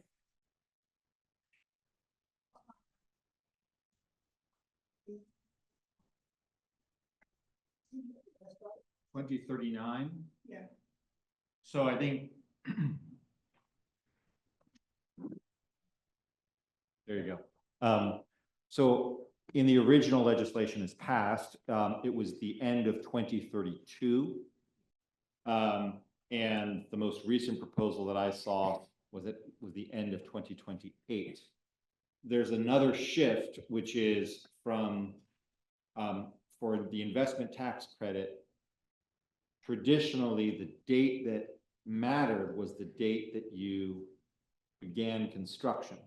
So if you began an offshore wind farm and you had all your funding lined up and you began it on December 31st, 2032, no matter, it could take you a decade to finish that thing. You began construction, you counted, and you would have certainty over that. And you could understand why all the bankers and people would care about that certainty. There's a proposed shift to eliminate the start of construction deadline as the one that matters, and instead have placed into service. Now, any number of things can happen when you begin a project. And if you add that level of risk, it creates great uncertainty to the point where it may freeze a number of projects. So that is one element that we're very concerned about. Thank you for the question, Frank. And just for your edification, if you haven't met Frank before, Frank Powell is a entrepreneur, lives in Boston, but owns a solar company in upstate New York, and has been working with other industry leaders in the world, actually folks in Germany, in Austria, and in Switzerland. And they've developed new cell technology that will increase the efficiency of solar panels by as much as 40% in the east and 70% in the west. He's reached out to Secretary of Commerce and I know has had some conversations with the administration, but new technologies are just exciting to think about what the Clean Energy Center is working on, Frank, to think about everything that's just around the corner, if we continue to work together. And that's in part what this conference is really all about as well, to not have us be too disappointed as to what is going on, because we've been through this once before. And Massachusetts is a state that decided to stay in terms of meeting the Paris climate goals, right? And that's why this foundation, developing foundation, Transatlantic Climate Alliance, was created so that we would be working and talking at the subnational level, counties, cities. If you think about it here in Massachusetts, and I mentioned it earlier today, I think I mentioned it to you, Quentin, on a telephone conversation, but Plymouth County has joined the alliance as a founding member. So too has Bristol County, Norfolk County. We're talking with Barnstable County. And we can envision a time not too distant in the future where we could put together a finance conference, taking some of the models that you are now talking about and developing, Jonathan, where we can try to implement some best practices around private sector financing that can come to the table based upon some of the models we talked about earlier. So there's huge opportunities ahead. Any other questions for? Yes. So, Just tell us your name. Brian. Okay. so one of the phrases that, or words that I love that you used was nimble. Okay. Yeah. And I'm in the private sector and in the energy efficiency world for my entire career. Both as a contractor, somebody who has worked with multiple municipalities, multiple states, and every type of utility company you can possibly imagine. So, where I pose back to the nimble part is that how do the collective we work with utility companies that are anything but nimble or anything but flexible? And in part of my conversation, when I'm having with private, in the private sector, if I usually ask people, who would they rather deal with, the utility company or the IRS? I have always gotten either a pause or an IRS comment. So ultimately, beyond the financing, which is a huge important part of this, implementation is now becoming even more important because of how it doesn't go from start till permission to operate. So I guess the question is, I'm willing to be flexible and nimble and have adjusted, my offerings and service offerings too. But how do I do that with utility companies that are anything but flexible? You're a little closer to the utility.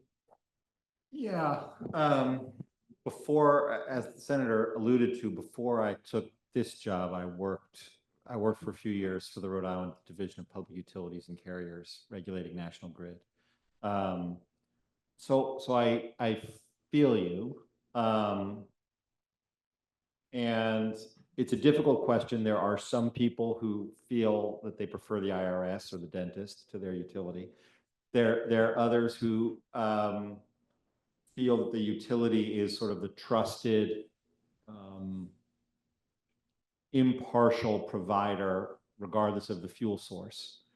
But in any case, utilities can be large and unwieldy organizations. The legislation that was proposed last week shifts Mass Save administration and removes the gas utilities from administration of Mass Save. Mass Save is the $1.5 billion annual program that drives energy efficiency.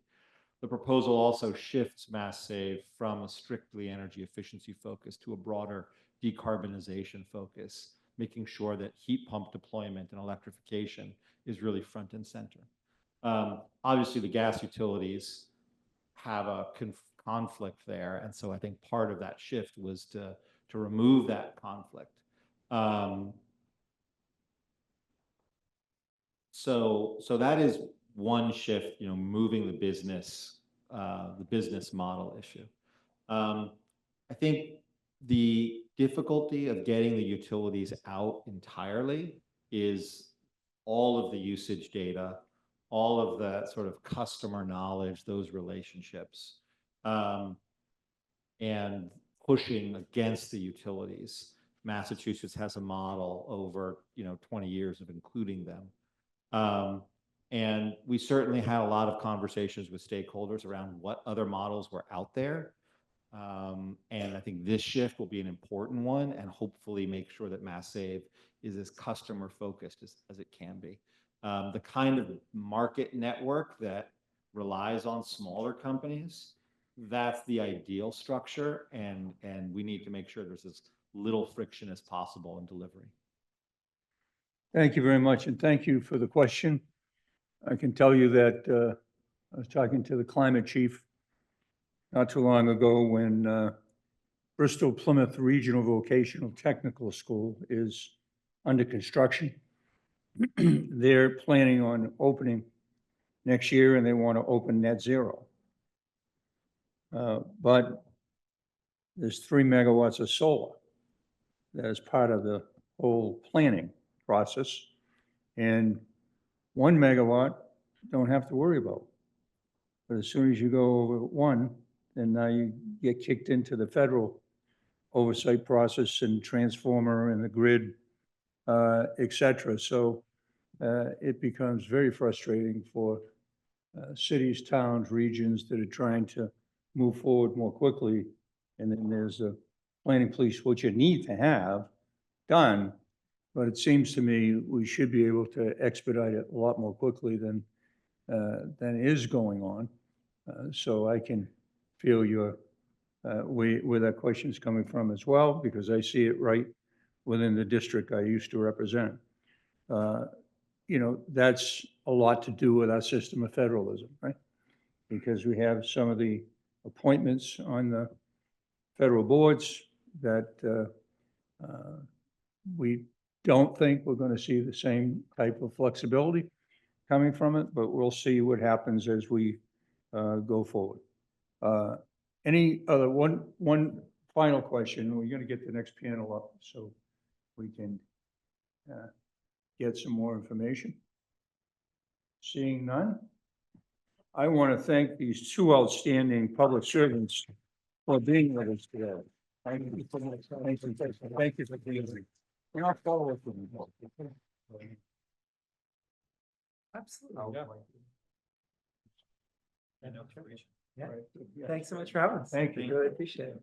Thank you very much. Now, listen, we have one final panel, and for those of you that represent municipalities, I think it's really important for you to hang in and listen to E3 Energy Advisors Panel. Peter Smith, the President and CEO, is with us, and Robert Murphy, Vice President, is with us. Their bios are in the book we passed out, and they're helping a lot of cities and towns. In particular, they're working right now with the town of Plymouth and other cities and towns throughout Massachusetts, and not just limited to Massachusetts, but they're out there, throughout the whole, country, a veterans-owned business. And so let me turn it over to the president and CEO, Peter. The floor is yours. Thank you, Senator. Thank you.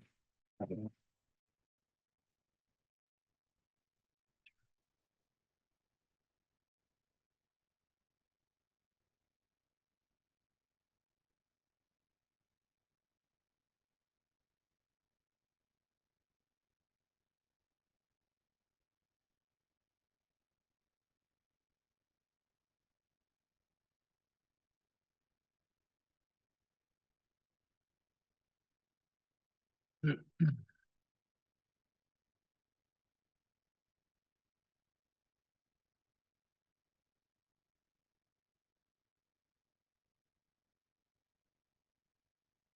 I think we're good. Thank you, everybody. Appreciate the time. Thank you again, Senator Pacheco, for having us here. My name is Peter Schmidt, President and CEO of E3 Energy Advisors. My partner Rob Murphy is here. Got a few slides here. The first 10 or so, pretty straightforward, pretty quick. A lot of, I think, what we can talk to are the actual case studies, some of the stuff we've actually done and been doing over the last 3 years here in Massachusetts. So we're going to go through these first couple pretty quickly. I only put 4 case studies on here, but we have a handful more if we need to get into them. So with that being said, since its establishment in 2018, E3 has been providing vital energy advising services to clients, assisting them with procurement, efficiency, and long-term management strategies. Our proactive approach ensures that our clients can effectively bolster their energy and sustainability goals while maximizing the financial benefits available to them. The ownership team has over 2 decades of experience successfully administrating strategic energy management plans and has partnered with industry-leading companies in energy supply, LED lighting and controls, solar generation and battery energy storage systems, as well as electric vehicle charging stations. These strategic alliances position us at the forefront of cutting-edge solutions within the energy advising landscape. We developed a reputation for being hands-on, very proactive partners for public and private energy users, with clients spanning from municipalities and school districts to ice rinks, grocery stores, gas stations, and manufacturers. We are a service disabled veteran-owned small business certified in New York State and with the Supplier Diversity Office here in Massachusetts. That's a little background on E3, who we are. Rob is going to come up and talk about some of the incentives and a couple of the other things before we get into the case study.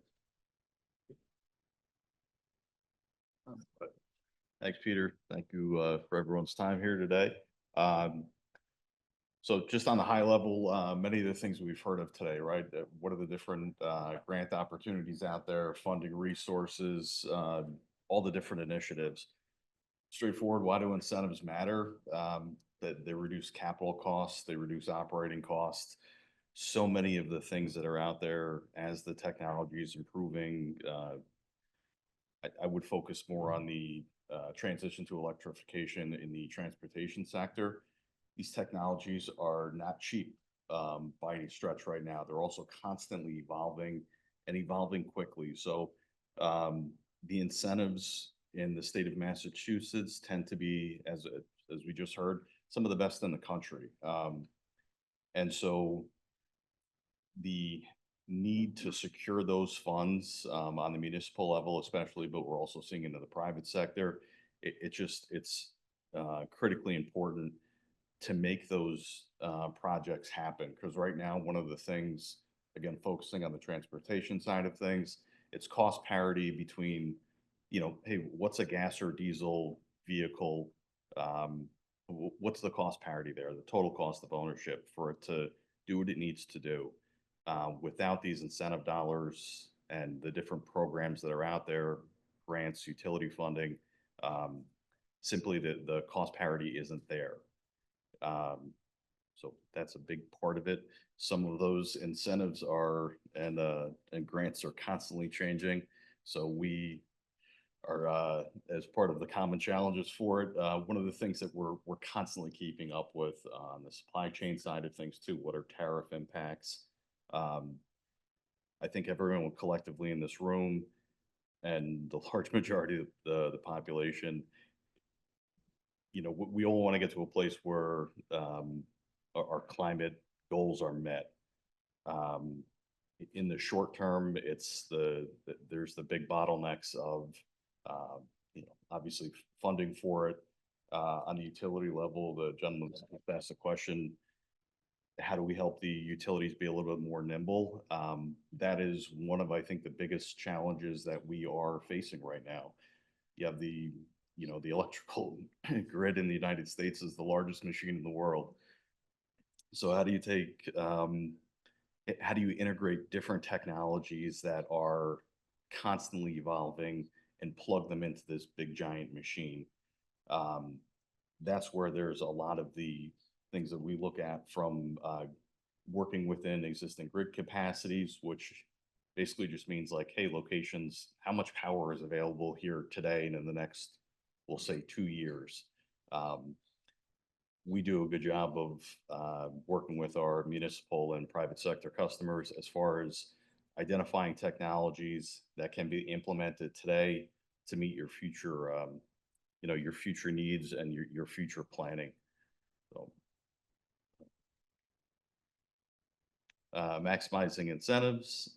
This kind of tying everything together as far as just focusing on the different funding structures that are out there, which is a bit of a moving target. Some of these, collaborations with public-private sector, a number of banks or third-party financing companies that are becoming more interested in the space. It's how to basically bring all that together with the existing utility and government programs that are available today. Some of them have deadlines tomorrow, so it's we're big advocates for saying if it's out there and available today, secure it today. Doesn't mean it'll be there tomorrow, but that's the proactive side of things is something we're constantly pushing, especially in the state of Massachusetts, where these things, you can apply for them today. We can help you with an application process today to secure it today. Utility engagement. This is something we continually preach and will continue to preach. It's something where if we're at conferences, in any state in this country, it's kind of like a mantra you always hear early and often as far as utility engagement. So many of these different programs, be it heat pumps, transportation electrification, solar integration, it kind of comes back to the point of the utilities are really the ones that own and operate the lines, the poles, the gas lines going in. You need their approval to kind of plug into their system. So that is something where that engagement, it is not fast. And so just to kind of start things off, even if it's on the planning level, just to kind of start having those conversations as early on in the process to say, hey, we've established, a location, and this is what our goals are for it. It's an ongoing conversation with the utilities, but again, the more communication with them, it's just that the dividends are well worth it. I'm going to jump off here and thanks again. Peter's going to get into some case studies.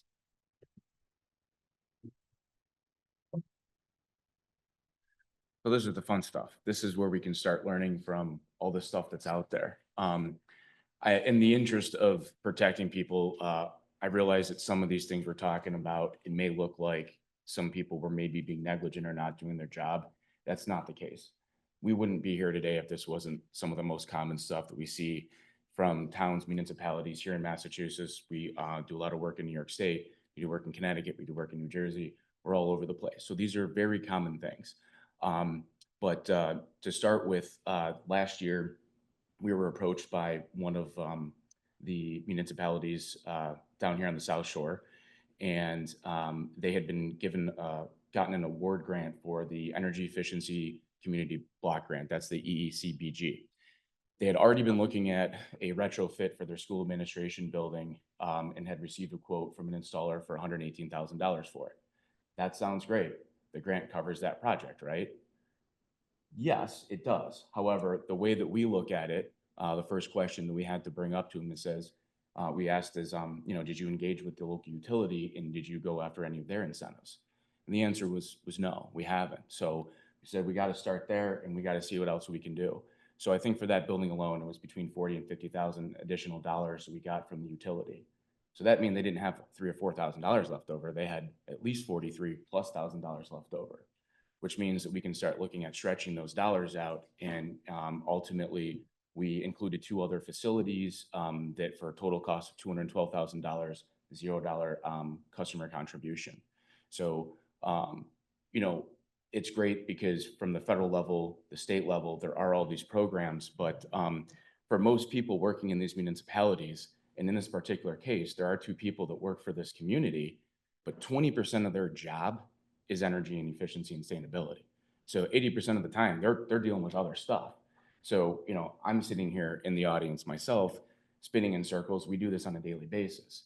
It's very difficult to expect people in those types of situations to be able to manage all of this. So, just one of the things, you know, we found to help really stretch those dollars, spending the money a little bit more wisely. Same municipality. This is more of a lesson learned, and the highlight here is the process they've put in place now to prevent this stuff from happening. The DPU went out, did an energy efficiency project, did not engage the utility, completed the project. They left at least $30,000 or $40,000 in funding that we know of that they could have gone after that utility would have paid for. That's done and over with. We're not crying over spilt milk on this one. The idea was it was identified and they put a process in place. They brought it to the town board. It was approved. Anytime any department heads want to pursue a project, they now have to go through the climate and sustainability department to inquire whether or not the project they're looking to do would receive any incentives or rebates. We just got an email last night from said community, and DPW is reaching out now because they want to engage in another project. So the great news is we put a system in place and we know that it's working. Hopefully we can prevent that stuff from happening in the future. This is number 3. This is actually the city of Gardner up in Western Mass. About a year and a half ago, we started working with them through the National Grid Make Ready program. We were able to get them and secured them. It was over $700,000 towards putting 5 DC fast chargers at City Hall up there. At the same time, we were engaged with their Department of Public Works as well, and had been talking to them about a number of the other things that they were engaged with in projects that we were doing. So coincidentally, as we were talking about bringing a large transformer, putting it in their parking lot, they had mentioned to us that not just like a month or so prior, they had been working with National Grid, the utility there, to install a new overhead transformer across the street on a pole so that they could upgrade their building service. They're looking towards electrifying that building. Thursday night, money was there. They came into work Friday morning. The money was unavailable. It wasn't stolen that we know of, but we know that these things can happen, right? In government, the funds became unavailable. So the way that we're looking at that is we're going to move forward with this project on the EV side. That's something that's still going to happen. I mean, at the end of the day, Massachusetts still has its goal to decarbonize, right? So we thought that it was in the best interest, not only of the city of Gardner, but also with the utility, to re-engage them and say, hey, this is what's going on. We're already doing this. Doesn't it make more sense for you, National Grid, to include this as part of this so you don't have to come back here and spend more money down the road? Yeah, that actually does make sense. We're getting a 1500 kVA transformer instead of a 1000 kVA transformer. It's not costing the city any additional money. So again, sometimes it's just as easy as, you know, making those phone calls and engaging with the utility, and some of them will work with you.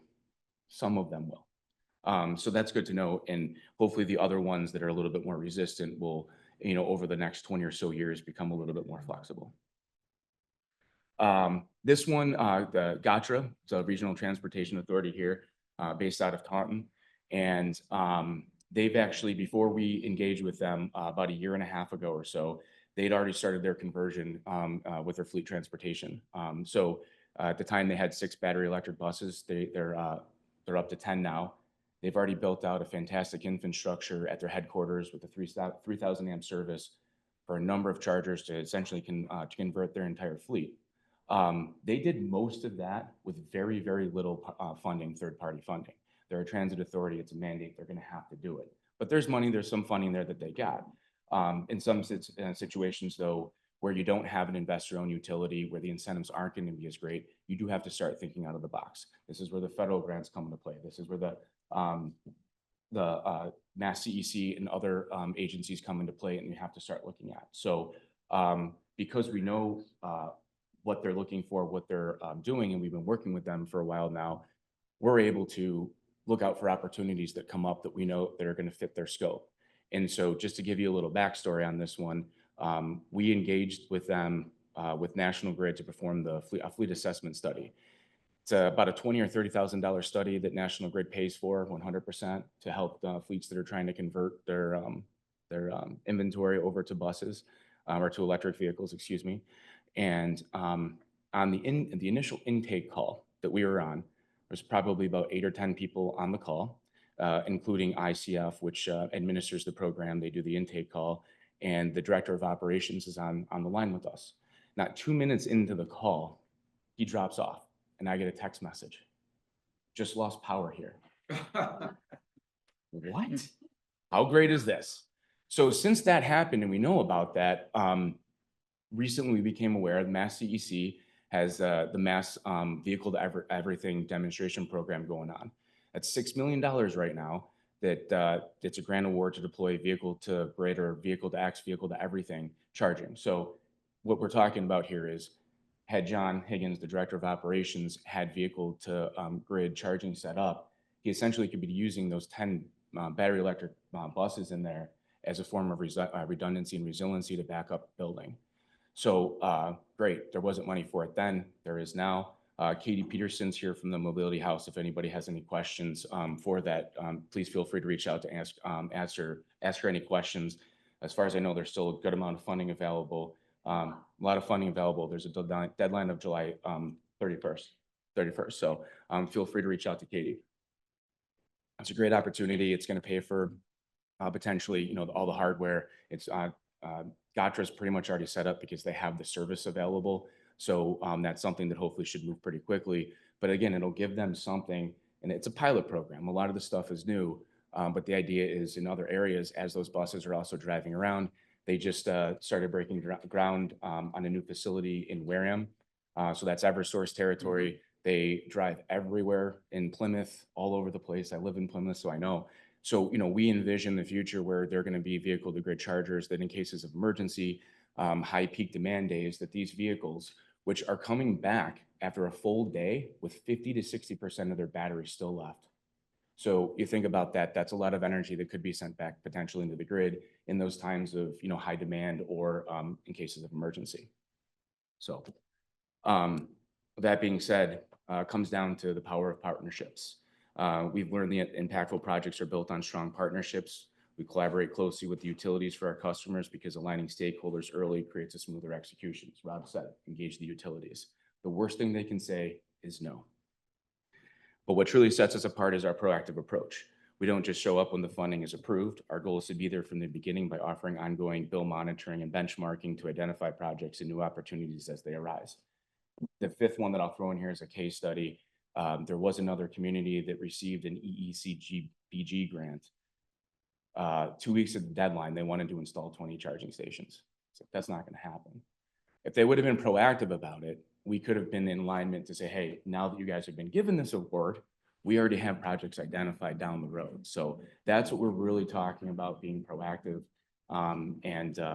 You know, I think that one of the things now there's more state mandates coming down for, you know, data reporting, commercial buildings, 20,000 square feet or higher. So these are all things that we're, you know, engaged with and we're looking at to help our customers better prepare. That being said, kind of leave it open up to questions and answers. Right. Yes. Thank you very, very much. Thank you. And again, yeah, why don't we, Greg, I know that you've worked on these issues from a municipality perspective.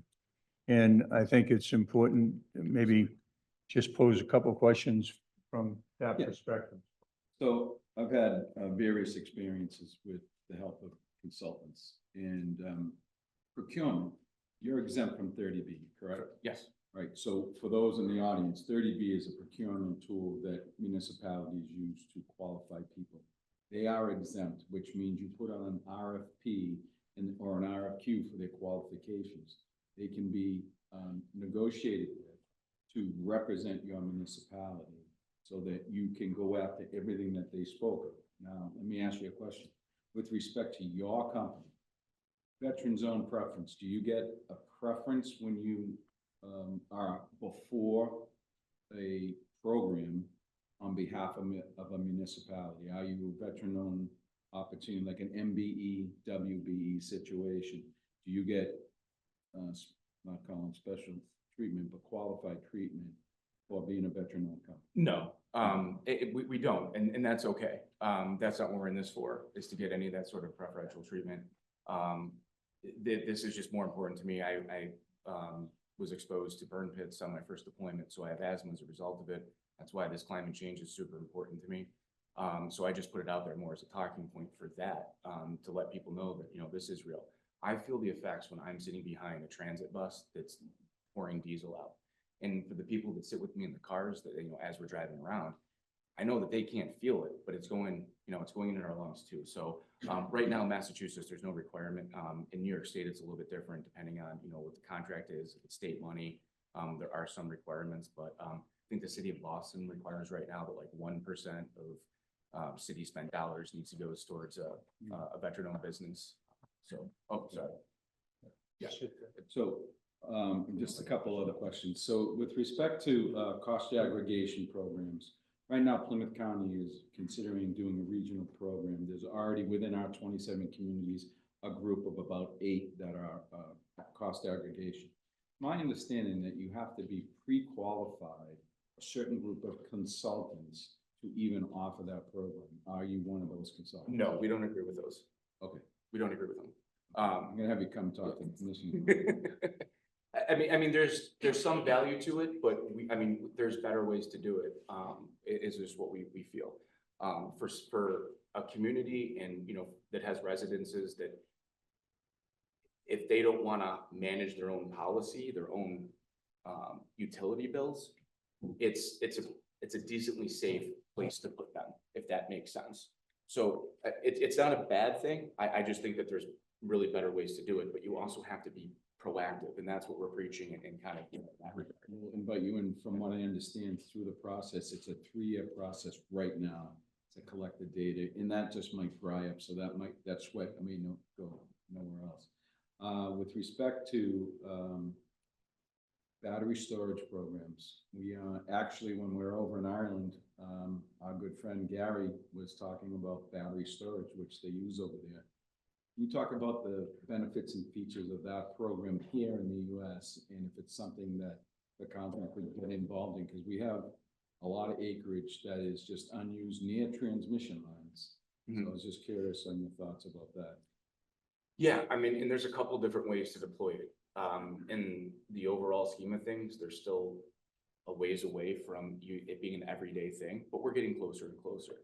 I still think it's, aside from the tax credit, it's still something the federal government hasn't highly subsidized yet.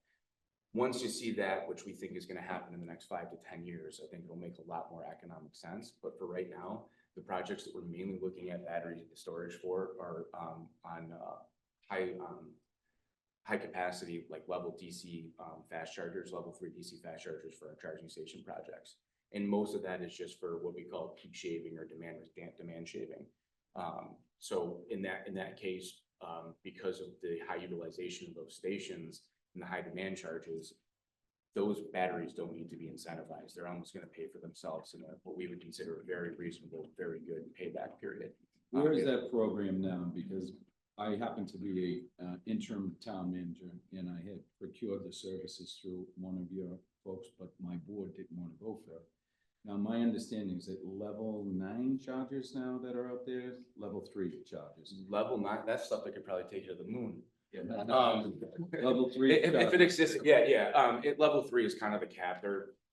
Level 3 is really what it is, and there's just the difference between AC power, DC power. And has that dried up in terms of awards? The utility, the make-ready program incentives that Unitil, Eversource, and National Grid, yes. We are currently in about the halfway period of the phase 2/phase 3 There is expected to be another phase that would go from 2027 to, I think 2031, I believe. So right now, as far as we know, National Grid is taking applications. They will put you on a wait list. I believe there's already about 400 or 500 applications that are in. Eversource is not taking applications at this time. So this is where we're preaching the proactive approach, right? We know that the funding, we know that there's going to be another round. So right now, while we're waiting for that, we're encouraging our customers to start identifying the places that, you know, hey, they missed out on, you know, this last round. Don't wait until they re-release the program to have a So project that ready you to feel go. as if it will be re-released in terms of funding, maybe not at the level it once was, because municipalities did take advantage of it. Now, my understanding of the program is, I think it's Mass DOT will now, when you do your app on your car, if you have an EV vehicle, it'll drive you to the closest charging station, correct? Is that not implemented yet? They're getting there. I'll say it as there's so many different network service providers out there, and like basically apps. If you're an EV driver, like I'm one of them. I mean, there's got to be 100 different things out there that most of them are private sector controlled. They're working on kind of integrating that and making the really kind of the SOPs and different policies that are like right now, there's something called Open Charge Point Protocol, where it's you know, if you think about like how cell phones work, right? There might be 100 different carriers, but the big ones everyone knows, AT&T, Verizon, you know, T-Mobile, they all have to have a common language. Charging stations and the technologies behind it are just getting to that point. There's been a lot of good regulations on the state, federal end that are kind of have scaled that down. So it's everybody's working off the, you know, kind of the same baseline, has to meet the same industry standards. So long-winded way of saying it is getting there as far as, you know, when you pull your phone out and say, hey, I want to find a place to charge my car, it's very easy to do so. Mike, the biggest hurdle I had in convincing my Board of Selectmen to adopt it, because I was looking to do revenue generation, was the first iteration of the level 1 and level 2s that everyone took advantage of, got the money, but then the technology was outdated. Is there a program in place or being proposed to be in place to take those original charges and upgrade the services so that you get today's battery storage? And I just want to segue to this gentleman over here with the improvement of solar cell capacity and efficiency. Sure. I was on the verge of canceling a solar project up in Drake that was funded, borrowed, and we went through the procurement process, picked Select Energy as the people. And then all of a sudden, the efficiency of the panels, my ROI went way up. So I stopped the cancellation of the project because I was looking at an override. And I said, wait a minute, if these numbers prove out, we're gonna make money. But the utility, to that gentleman's point over there, wasn't in giving us a decision before town meeting.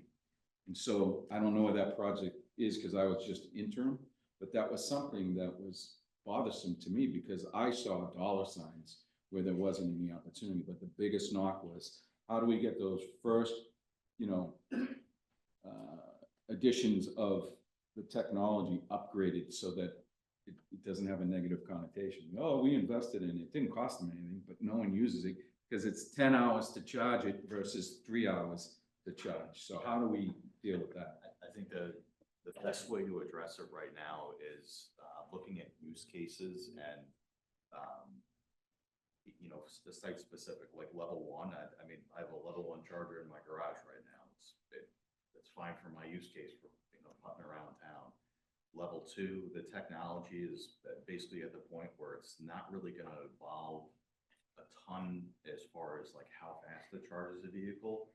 There's going to be a lot of things, and batteries going to come into play, how you can load share. So if you're in a big parking garage or a parking lot and there's 5 cars that are plugged in or 500 cars that are plugged in, the draw on the energy grid is going to be dramatically impacted. So it's just kind of like a lot of that. Thankfully, we work with a number of software companies that there's kind of dynamic load sharing and lower cost, more efficient ways to do things. As far as the, staying along the battery lines with like the DC fast chargers, so those level 3s, Tesla did come out with a level 4 or their V4. I don't know if that's the one you heard, but or there is the megawatt charging standard, which is if you're plugging in like a city bus, you have to be a weightlifter because it's about 30 pounds of copper. Like if you saw the port to actually plug these things into, it's pretty crazy. But on the battery side of things, the incentive programs, they're just coming out. Peter mentioned the pilot program that is available now, like that V2X, V2G. Batteries are going to be likely a very, very big part of that. And the battery technology is getting better. There's different, lithium phosphate, like there's all different battery compositions. And hopefully within the next 2 or 3 years, the funding will still be there. Those programs will be better. And then also the cost of the technology should start coming down. One of the, I would say the only drawback of funding levels from what we've heard, if you say, hey, there's $1 million available for an electric bus, what do you think the bus company is going to charge somebody for an electric bus? $1 million, right? I mean, it's like, so that's kind of the only drawback, I would say, on some of the different funding programs. Well, I appreciate your answers. And I don't want to take any more conference time, but I will Yeah, this is say, your if last you're one. out there, it's my last one. No, it's a statement, not a Oh, question. good. I would, if you are a municipality, I would not venture forward without the benefit of a qualified consultant, because you will get the benefit of their experience. And if they're pitching these programs right now, I mean, these are the people that find the money, okay? And quite frankly, I don't believe you get paid until you engage. And then it doesn't really necessarily come from the municipality. It comes from the cost savings of what you did in a per kilowatt charge or whatever the therms or whatever you're working on. It is. So thank you for being here. I'll engage with you after. But, welcome you. Yeah, just, yeah, let's just, I just want to say that was one of the reasons why I thought Energy Advisors is only one company that does this.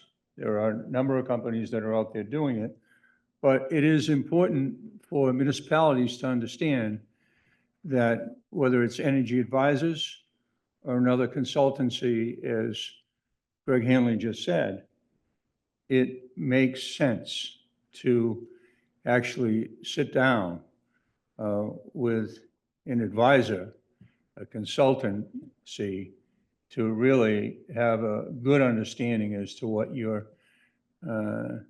analysis can be. And they will do that up front. So a lot of these companies will take your invoices from the utilities, look at what your energy use has been, and actually study what you've been paying. And sometimes be able to come back to you with a savings plan, that you're not going to pay anything for, because you've been missing out on other revenue that the utilities could utilize against some of the expenditures that you'd otherwise pay for. And that was a couple of the examples they gave us in the presentation.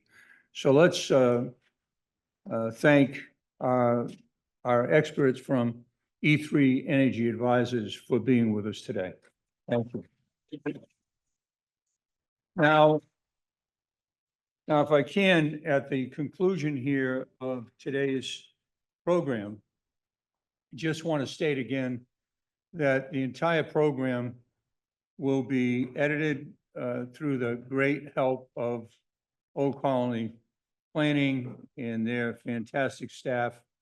All of that will be edited, and we're going to be able to take this presentation and get it out to all the counties that have been involved with collaborating with the Transatlantic Climate Alliance. As I conclude today, let me just thank Greg Hanley for his leadership in helping to put all this together.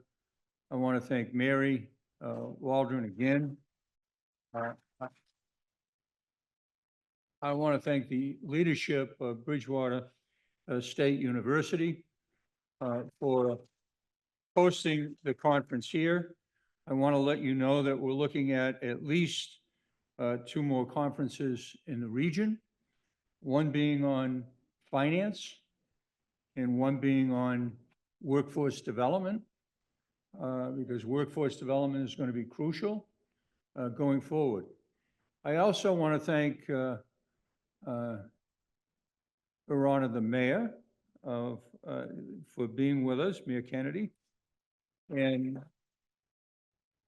I want to thank Anne Marie and Gary and the entire Irish delegation from Donegal for being with us to truly make this an international event.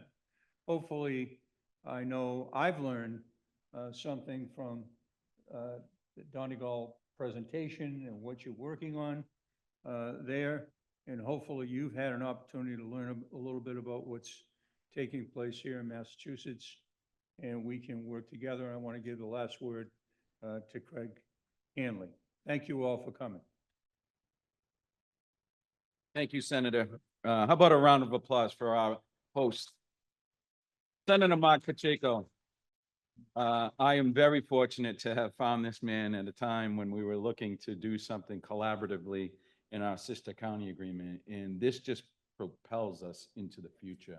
By being a member, a charter member of the Climate Alliance Council opens the doors for collaboration that we as counties move forward to be a part of every member community's needs. So thank you, Senator, for your leadership. Thank you for providing this vehicle. I look forward to the next 2 conferences because I think the regionalization piece will even bring more benefits. So thank you to all of you for taking the time of your day to come out to get educated as to what is going on. If you are truly part of a municipality or if you're in part of the private sector, be involved and engage, because this is what we need to collaborate, to work together to build better projects for everyone. So thank you very much. Thank you to Brockton Cable or Bridgewater Yes. Cable. Our friend Ann Beauregard is up there. Thank you, Ann, for volunteering today. And thank you, Bridgewater State, for having us. So thank you. Thank you.